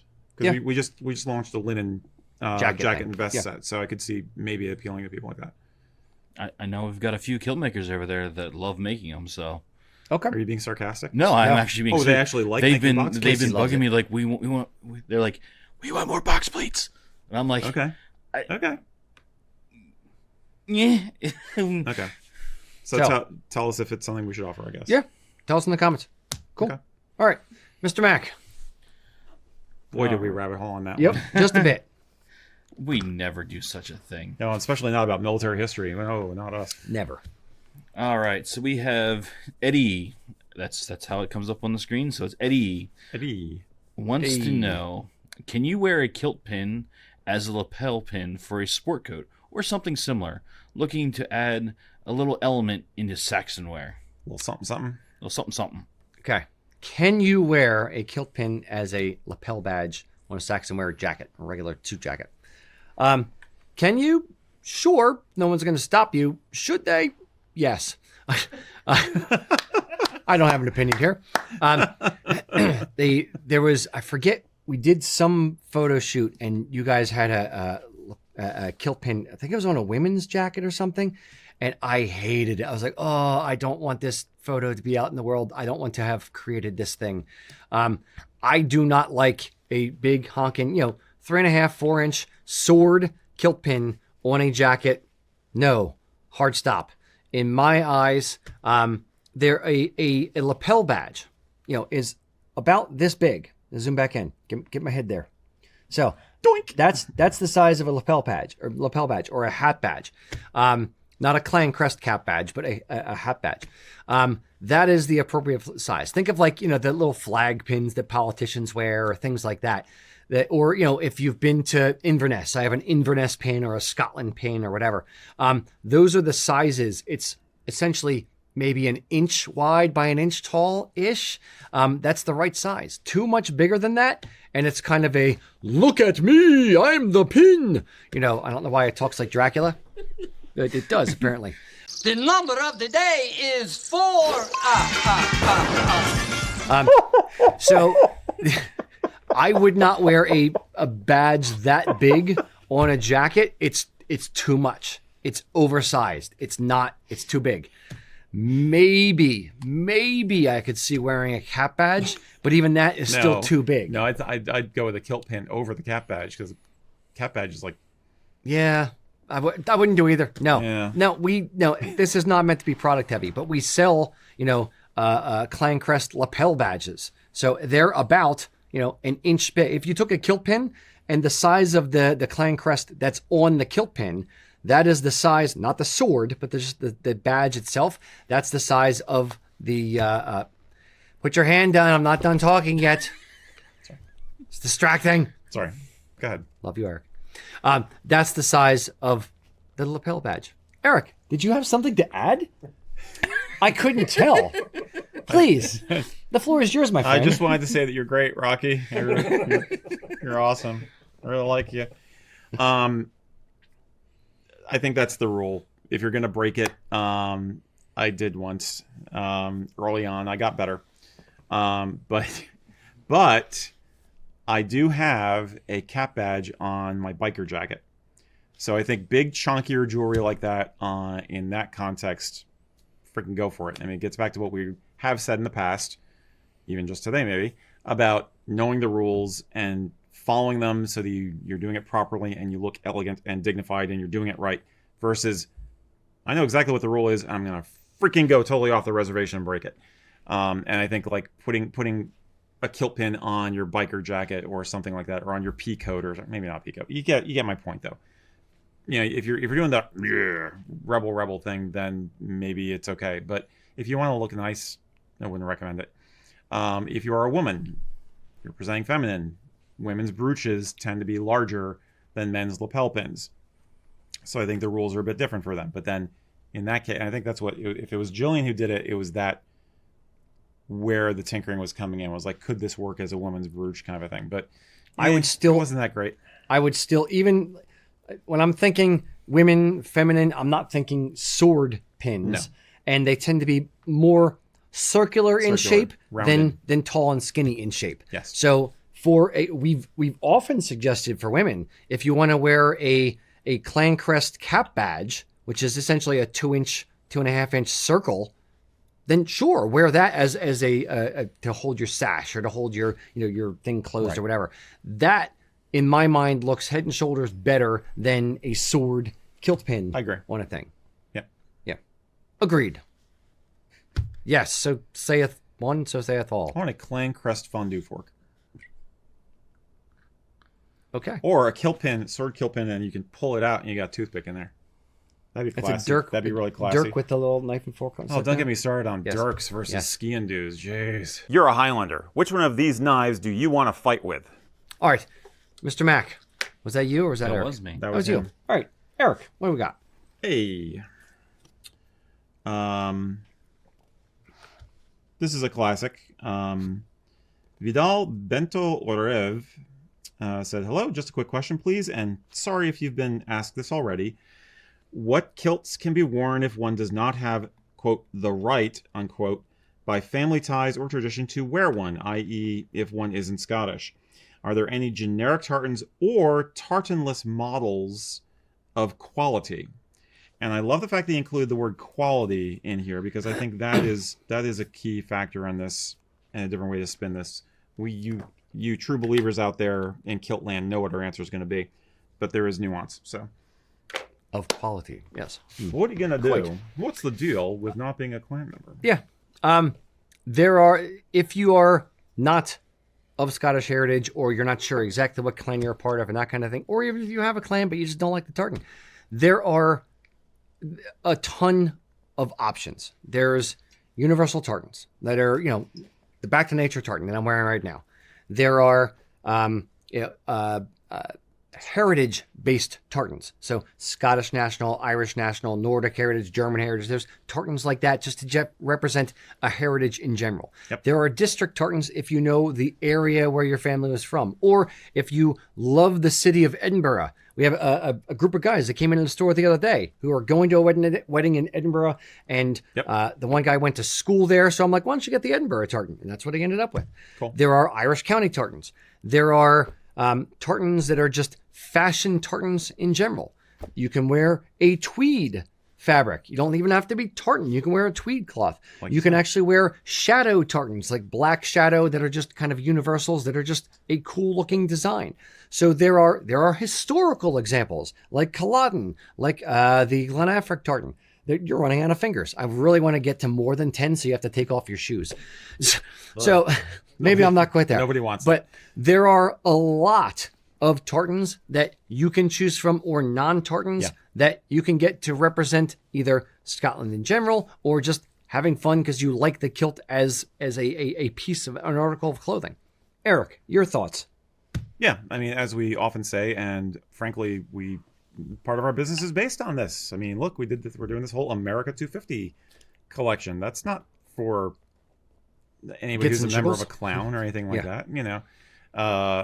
So yes, there are tons and tons of options.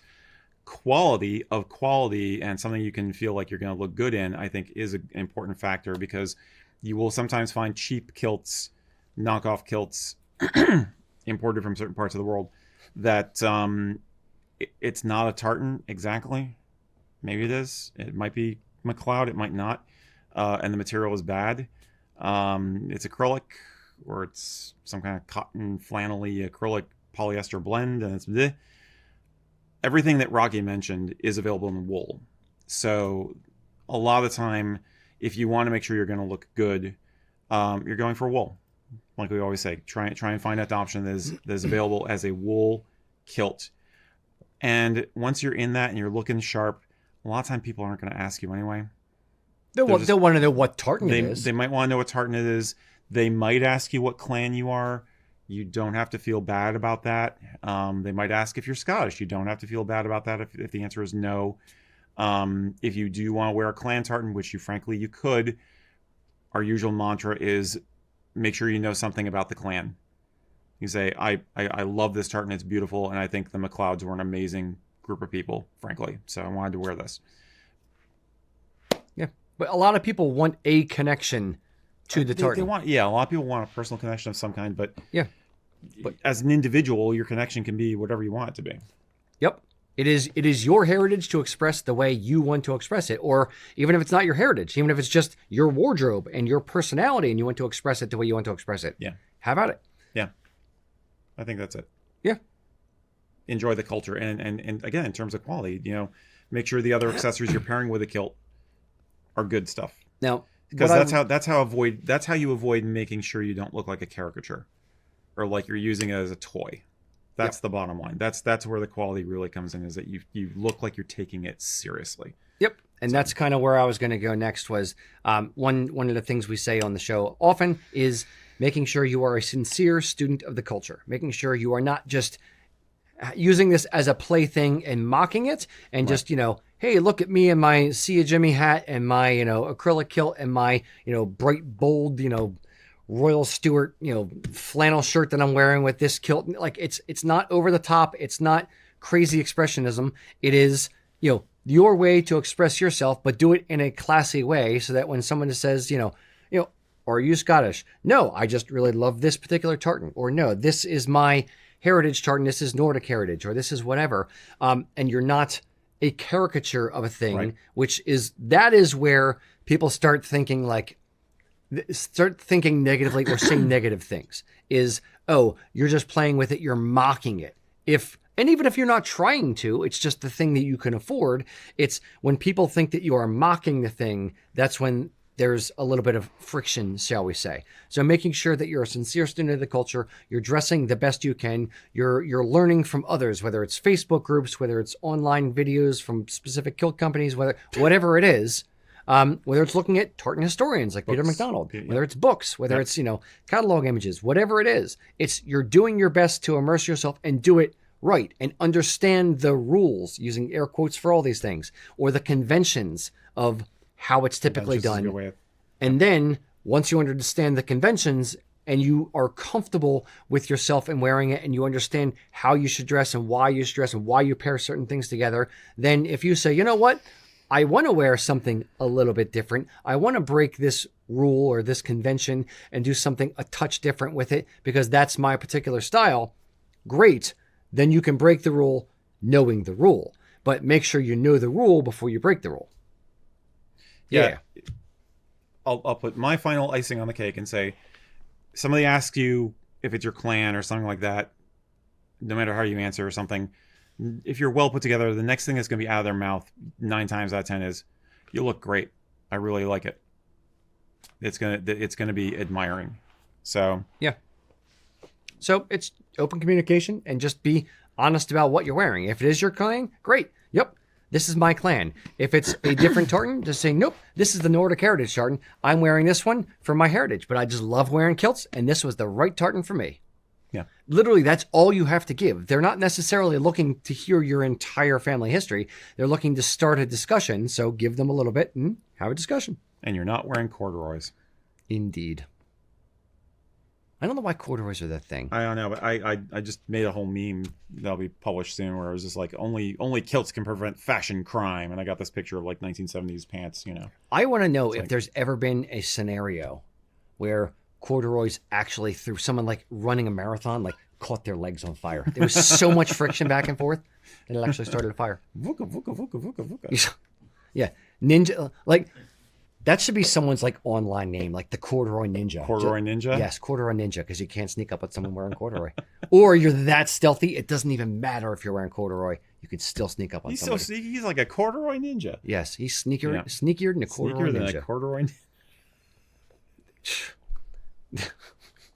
You're really breaking my brain today. Fair, you're welcome. Mac, save me. Yes. So do we make a kilt for him out of corduroy next? That's where my head was going. Mm-hmm. It's gonna look like a jumper, like a girl's jumper from the 70s, basically. Mm-hmm. No, Like a little Holly Hobby. A box-pleated kilt. Yes. Out of corduroy. It would never. It would just like the whole thing would shift together. Yep. The shimmy. All right. Shimmy, Cocoa Puff. All right. So we got Noah asking, Noah, how do we feel about this T-Rex leather, and would you want a sporran in that or any other odd leather? So I saw a story. There was like a picture of like a purse with T-Rex behind it or something. Yeah, yep. I think that's what he's referring to. Mm-hmm. So what was the? I only read the headline. So it's a lab-grown material that'll be fully biodegradable and structurally identical to traditional leather. They're apparently using, if I'm looking at a story now, they're trying to get it's a bioengineering in UK. They're using dinosaur fossils to help with this the process. DNA and figure it out. Okay. DNA. Bingo. Dino DNA. well, it wouldn't be from a fossil per Well, se, but bones from or something. Yeah, but they're getting it from. Yeah, it's not that simple. Well, there's people that are insert rant about dire wolf here. Yeah. So there's people that are arguing that it's not actual T-Rex leather. It's not. But It's not. Let's have fun, for God's sake. Just No. remove the stick for once, pal. Somebody's got to have it. What? Okay. Peter McDonald and I are just going to beat you up. That's what it is. Bring it. Old men. Got this. So, if we could make a suitable facsimile of T-Rex leather, trademark, would you like a sporran in T-Rex leather, and or what other either extinct species or not would be crazy for a fun leather sporran? There's so many ways to approach this. I'm not sure. I know. I'll let you think about it. Okay. I know. I need to let your anger simmer down. Right. Mac. I mean, it all depends on how this leather looks in the end. Like, I don't know. Yep. Is this going to be like a weird pig skin where it's got these little pinholes I'm all imagining over like it? chicken skin. That's where I'm kind of. So we just deep fry it. Yeah. Because we now know dinosaurs probably had feathers. So. Yes. Yeah. And I raise thousands, or several hundred little dinosaurs every year. Yeah. But I mean, I'd be willing to take a look at it, see what it came out looking like. I mean, this image they have on this article is a generated one, so they don't really have anything set yet on it. Right. But what would I want a leather insert animal leather sporran made out of? That is extinct animal. So specifically, it doesn't necessarily say, it just says any. I'm going any. Okay. Any animal. Okay. Like first thought maybe would be like shark. Something. Okay. God damn it. Something that way. Something that we don't, typically, like pheasant or something like that. I've seen those are reasonable. I can get one of those. Using the roadkill to make the stuff she makes. Yeah, but I don't like the bird feather sporrans. To me, it's like I don't know. I don't like that. So I wouldn't do pheasant myself. But so you're saying shark? I'm saying shark. Okay. And all ethics of killing animals / endangered species. I was going to say no clubbing. Yeah. I have ethical issues with this entire thing on a lot of levels, frankly. This is a non-ethics zone. Okay, so this is fantasy. Fantasyland? Totally fantasy. Well, then I want dragon. Real creatures that actually existed. Dragon. Unicorn. Okay. Real. You're cracking up the new guys over here. How about a horsehair style sporran in woolly mammoth? Damn it! All right, I have a backup. I was going to say woolly mammoth. Because I would say like a goat hair style, like where it's just long shaggy hair. Okay, I was gonna go saber tooth was my backup.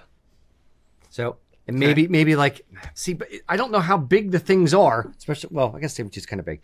They're looking huge. Yes, I know. So like part of me is like if there was a baby one that died of natural causes, so I didn't kill it, and like little baby saber tooth, maybe like have like the tooth as like either the tassels in the sporran or something. I think a fur pelt, like a hunting sporran, saber-toothed tiger pelt, and then I would use one of the tusks to I don't know if you call it a tusk or a fang, but carve a kilt pin out of that. Okay. That'd be cool. Or like a scrimshaw, whalebone, kilt pin. I just realized that for my woolly mammoth one, I want a Clovis spearhead. What is a Clovis? Clovis is one of the earliest Paleolithic spear points found in North America from Clovis, Texas. Hence the name. So I wanna. That'd be pretty freaking cool. Okay. I was going to go very, very dark and be like, so are we considering humans animals? Can we get? I was going to do that earlier, and I thought that would be going too dark for you, so I didn't going to do that. It is, which is why I did it, and I shouldn't have done it. So we'll just get that out. That's fine. Okay. We're not actually going to end it out. But we're not going to talk about human death. Mac, any other? So shark? The only other thing I could think of is kind of, we had an example here, but I don't think it was executed as well as it could. Like alligator. Mm-hmm. That was fake alligator. I know, that's what I mean. The execution wasn't there. Yeah, but it had to me it had like kind of like a rockabilly feel to it, where I think it could like put all the pieces together right. It could look really well. Yeah, I just don't. Why do you need to artificially produce a facsimile of T-Rex skin when you've got emus running around? I mean, it's a giant chicken. Mm-hmm. Fantasy, non-ethical. We don't care. I'm just saying. Come back to the fun part, Eric. But we are getting some interesting answers on here, though. Yeah, we are. Giant squid. Okay. Komodo dragon. How would you make a squid sporran? It would shrink a lot as you. They're already a bag for them. Just cut the legs off. I know, but like if you demoisturize or whatever, you suck the water out of the thing. Like how would it? You have to desiccate it. Yeah. Okay. Platypus, full mask though. See, the problem that I have with a lot of these with a lot of these animals is platypus actually are nasty little guys. They're like hook, like like knives at your elbows. They got Polish elbows. Yeah. The problem I have with a lot of these is that the animals are so big, and or that like the pattern on it would be like shark is great because you can use it's monarch. It's not like super. It's not super duper like detailed. Yes, but it could look cool on a small item like a sporran. Whereas like woolly mammoth would be a good one for a longer hair sporran. But if you look at the saber tooth, there's something with a pattern on it. It's difficult. So especially the big animals like T-Rex or something like that. Because I would love to have like the some kind of clasp with like the barbed tail of the Stegosaurus or Triceratops horns or something. There's this one dinosaur. It wasn't a dinosaur, a reptile that basically dominated the planet in this one era. They're sort of bird-like, but they were like mucking huge, and they make T-Rex look like a wimp in terms of hunting. Yeah. And they were incredibly deadly, and I can't remember what. There was a whole genus of them. I can't remember what they're called now, but that would be cool. I'll have to look that up. Or Velociraptor claws. Yeah. So many cool dinosaurs. Yeah. Okay. I used to have a buckle that was made out to a harpy eagle claws. Cast in bronze. That was pretty cool. That's similar to what a you have to think a miniature on all would them. look like. Yeah. Mac, you're making faces. We have the sloth from Ice Age. We have a kangaroo. Why do you want to make a foreign out of it? Yeah. A kangaroo. I have seen a kangaroo sporran. Yep. Yes. Yeah. Creepy guy. Honey badger. Okay. Yeah, okay. So that's kind of neat. Yeah. Badger. I did see stingray up there earlier, which Yeah, I think there is a company that does cool. do them. Yeah. Yep. Stingrays are cool. But everyone wants the eye or the center white dot on it. Armadillo. That one I think would be tough. That would be weird. How would you sew by it? definition? With the Yeah. Roadkill armadillo, so it's flat already. It's fine. I was gonna say you'd have to like cut each of the rib things and flatten them, and then. Interesting thought. Terror birds is what somebody's. Is that what you were talking about? I'm not sure. It might be. I don't know. I saw a documentary on them. I'll look it up. Okay. All right. We can Let us know in the do a comments. whole show on alternative spawns. Yes. So let us know in the comments what your favorite fantastical animal would be. No ethics involved, obviously.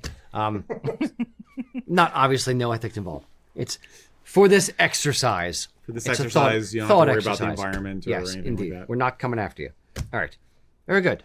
Oh, yes. Fresh dodo. Yes, indeed. Erik. Freaking dire wolf. Frassa. Oh. What a croc. Sorry. No, crocs still exist.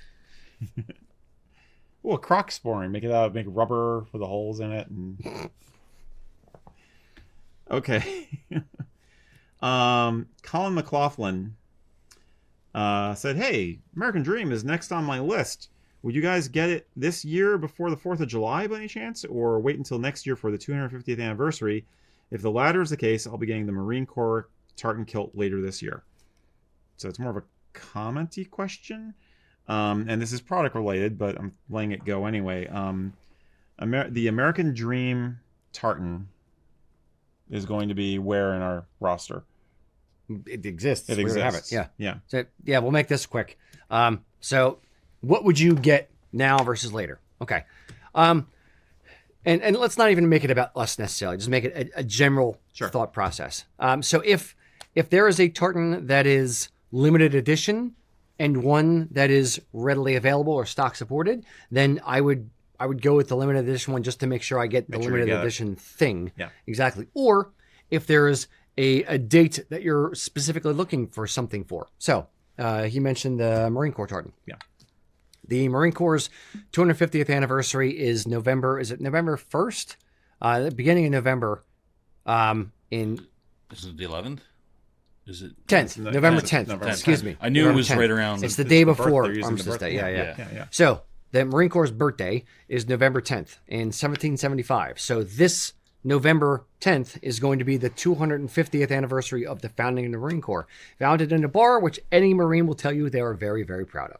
Right here in Philadelphia. So if I was a Marine, and which I'm not, and I was going to, want do eventually get the Marine Corps tartan, I would probably do that one now so that I could think now's the time. enjoy it for the 250th anniversary. And if there was another tartan that I wanted as equally, I'd put that one off and do that one later, just so I could have the Marine Corps one for the 250th anniversary or for whatever event, whatever tartan you were looking for is. Yeah. Agree? Thoughts? Yeah, especially, in this particular case, also because it's 16 ounce, if I'm correct. Well, it's Marine Corps is available in 13 ounce period. We are doing a special run of it. Or 16, have done a special run of it in 16 ounce. Correct. So, yeah, sometimes you want to get in on things because they're not going to be around. So, yeah. Indeed. So, sorry. That was product D1. Yep. Do another one. Me? Me? Yeah. Or Mac. Two more. One from you, one from Mac. Okay. Yeah, we were a little rambling today, guys. Yoink.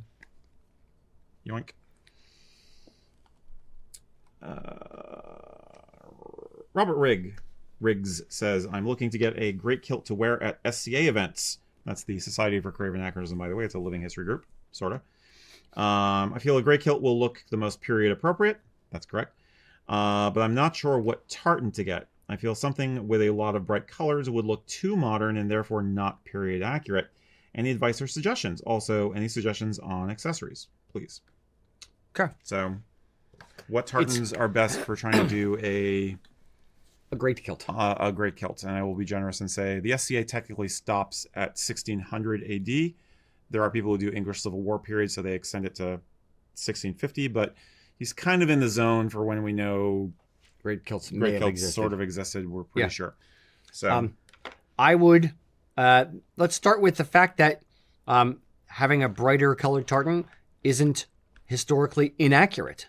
Right. It's actually probably more accurate to have a brighter colored tartan. Now, you may throw it around in the mud and get it dirty a bit, but it's not like all the weathered browns and things like that you see in like Outlander.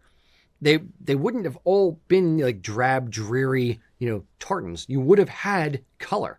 The oldest example of a piece of cloth, a piece of tartan cloth found in Scotland, dates 500 years ago, is the Glenafric tartan. Right. It is bright, freaking goldish kind of yellow and a reddish, a reasonably bold reddish brown kind of color. So that, as the main two colors that are in the design. So a brighter color tartan is historically accurate to that period. Yeah. Erik. Yeah, basically, colors were not as color fast as they are with chemical dyes, but they had bright color. We've always had bright colors, and the often it was a sign of wealth. Brighter colors were often, a little more exciting, and therefore sometimes they called for ingredients that were not as readily available, so they were more of a well-to-do kind of a thing. We know that by the 18th century, red was particularly popular with people of means. That's a later period than you're talking about, but I think the logic applies that basically, you could go for something that feels like it's more vegetable dye. An ancient color palette tartan might make sense from that standpoint. But even sometimes with modern tartans that they're weaving and calling it ancient palette, they go too far in the direction of washed out looking. They did have brighter colors, so I wouldn't let that worry you too much. I would just avoid colors that we are pretty sure they didn't use, like purple. You know. And if you look at House of Edgar has their historical collection, and there's a lot of them there with colors you wouldn't necessarily expect, like the Royal Archers tartan and things like that. Mm-hmm. But there are some very bold, bold red. There's a bold red tartan in there. Again, those are post the SCA period. They're understood. Later period, but these are the older examples of tartans that exist. Mm-hmm. So yeah, it's bold colors exist, and it's nothing wrong with it. Mm-hmm. Cool. All right, Mac, why don't you give us one more from the audience peeps? All right, this is a fun one here. Okay. From Michael, what celebrity or celebrities do you wish would gain a passion for the kilt and start wearing a kilt as casual or formal attire, and they threw out theirs as being Jim Carrey? See, I don't know how I feel about Jim Carrey or a comedian doing it, because Michael Myers already does. Yes, and Sorta, then kinda. it becomes a bit of a joke. Now, from what I've seen or witnessed myself, I would say most Scots aren't really offended at Mike Myers doing the fat bastard kind of Because he has some thing. Scottish heritage. Yes, indeed. But I would say Jim Carrey, I don't think he does. He may Come up have with your Irish, own, though. but Come up with your own. yeah, I would say it's, for me, it wouldn't, I'm kind of whittling it down a little bit. For me, I wouldn't necessarily choose a comedian necessarily, unless there's something there, or unless they were like, if they were wearing it traditionally and not using it as part of a gag. Like Robin Williams has worn a kilt and looked great wearing a kilt. There's a few pictures of him wearing a kilt at Highland Games and stuff. Yeah. But he looks really well put together. He was He was a sincere student of the culture. Correct. Billy Connolly has worn a kilt and looks great in a kilt. But he's done, like, thinking of Billy Connolly in the 70s with his banana boots and that kind of stuff. Right. He's a crazy, wacky comedian. But he's Scottish. Yes, but when he wore the kilt, he wore it properly. He wasn't wearing it as a costume, as a joke. That's kind of where I would draw my line with my suggestions, how I would feel about it. For the most part, I'm actually fine with any celebrities wearing a kilt, as long as they're wearing it respectfully, as long as it's not a joke and a plaything to them. I've seen Muhammad Ali, I've seen Snoop Dogg, I've seen, who's the Irish actor that wore the kilt, and I think he had it on backwards for one. Jeez. What was his name? I don't know. He's still an actor. Anyway, I'm fine with people anybody wearing it, as long as they're wearing it respectfully and not as the butt of a joke. So let me think on who mine would be. Mac, do you have one? I have one that, and I think just because of the fame this person brings, it would bring out a wider range of people. I think someone like Taylor Swift, where she has the crowd that if she wore, and she has worn tartan, she's become known for her tartan but outfits, if that was a more of a pattern, more of a thing that she did more often, that could open, it opens a whole new realm. Or design her own tartan? Exactly. Taylor, call me. It just, that's the first person that I thought of, just because of the fame that that follows along with her. I think it's different if you're talking about a woman, though. I think if you want, I think the question there, tartan / kilt. Yeah, I think they're more thinking of like a dude in a kilt, like going to the Oscars, like attending the Oscar ceremony in a kilt, in formal Highland dress. Who would it be? And I don't know, because I'm lousy with most of the celebrities I like are dead. Yeah. And I'm thinking, my brain is automatically going to ones I have seen, not ones I haven't seen. I'll give you one, Cillian Murphy. I'd love to see Cillian Murphy in a kilt. I think he'd cut a fine figure. That's the guy from Peaky Blinders. He's been in a bunch of different movies, but I know him most from Peaky Blinders. I think he would be well put together in it. Can't think of any other. We've got some in the comments. We have Chris Pine. Okay. Yeah. Chris Helmsworth. Yeah. Any of the Hemsworth brothers. Yeah. Yes. Henry Cavill. Henry Cavill would be good. Where did Gerard Butler? He's done it. Gerard Butler's worn a kilt. Colin Farrell. That's who I know. That's the Irish guy I was talking about that wore it, and there's a picture of him wearing it backwards, like curtsying or something. So it may have been for a joke. Okay. What other celebrities would we want to see in a kilt? I wouldn't want it to be a politician, period, because then it's just going to become a thing. I mean, there's already football players are known for wearing, some of them are known for wearing, loud stuff going in, and they're, being still tailored jackets and stuff. Yeah. To wearing into games like Josh Allen, which is a quarterback for the Buffalo Bills. He wears some stuff. Occasionally wears a few things, or drawing a blank on the Bengals quarterback right now, but he wears stuff that's out there. One of those picked up. Like Kelsey, did it. But you see, Yes. Yeah. I would love to see Jason, not Travis Kelce. I'd love to see Jason Kelce, Philadelphia. I'd love to see Jason Kelce in a kilt. Yeah, that would be pretty awesome. I think he would do it well.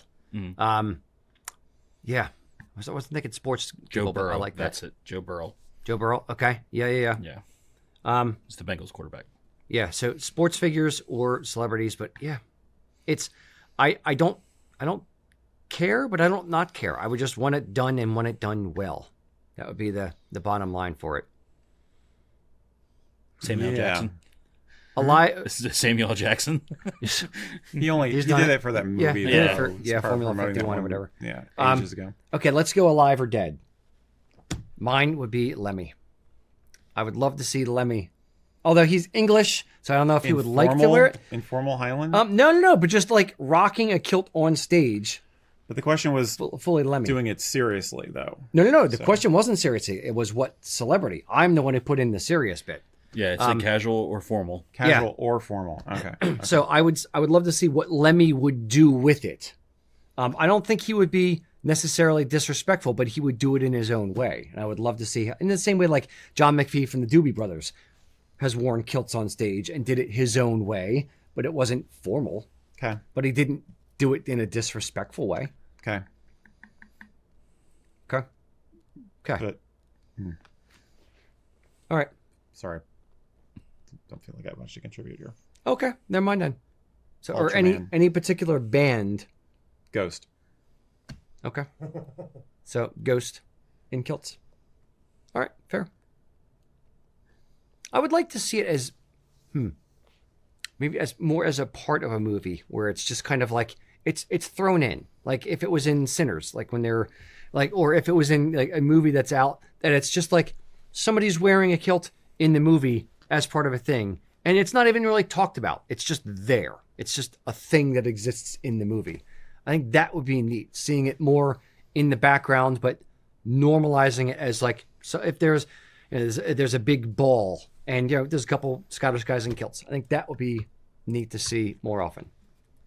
Sure. Yeah. I don't know. That's what I think. Okay. Very good. Boys and girls, I want to know from you, what celebrity would you put in a kilt? Or yeah, we'll make that the question of the day. Yeah, that's the question of the day. So put it down in the comments. All right. Thank you all for joining us. Until next time, boys and girls, Slanjava. Slanjava.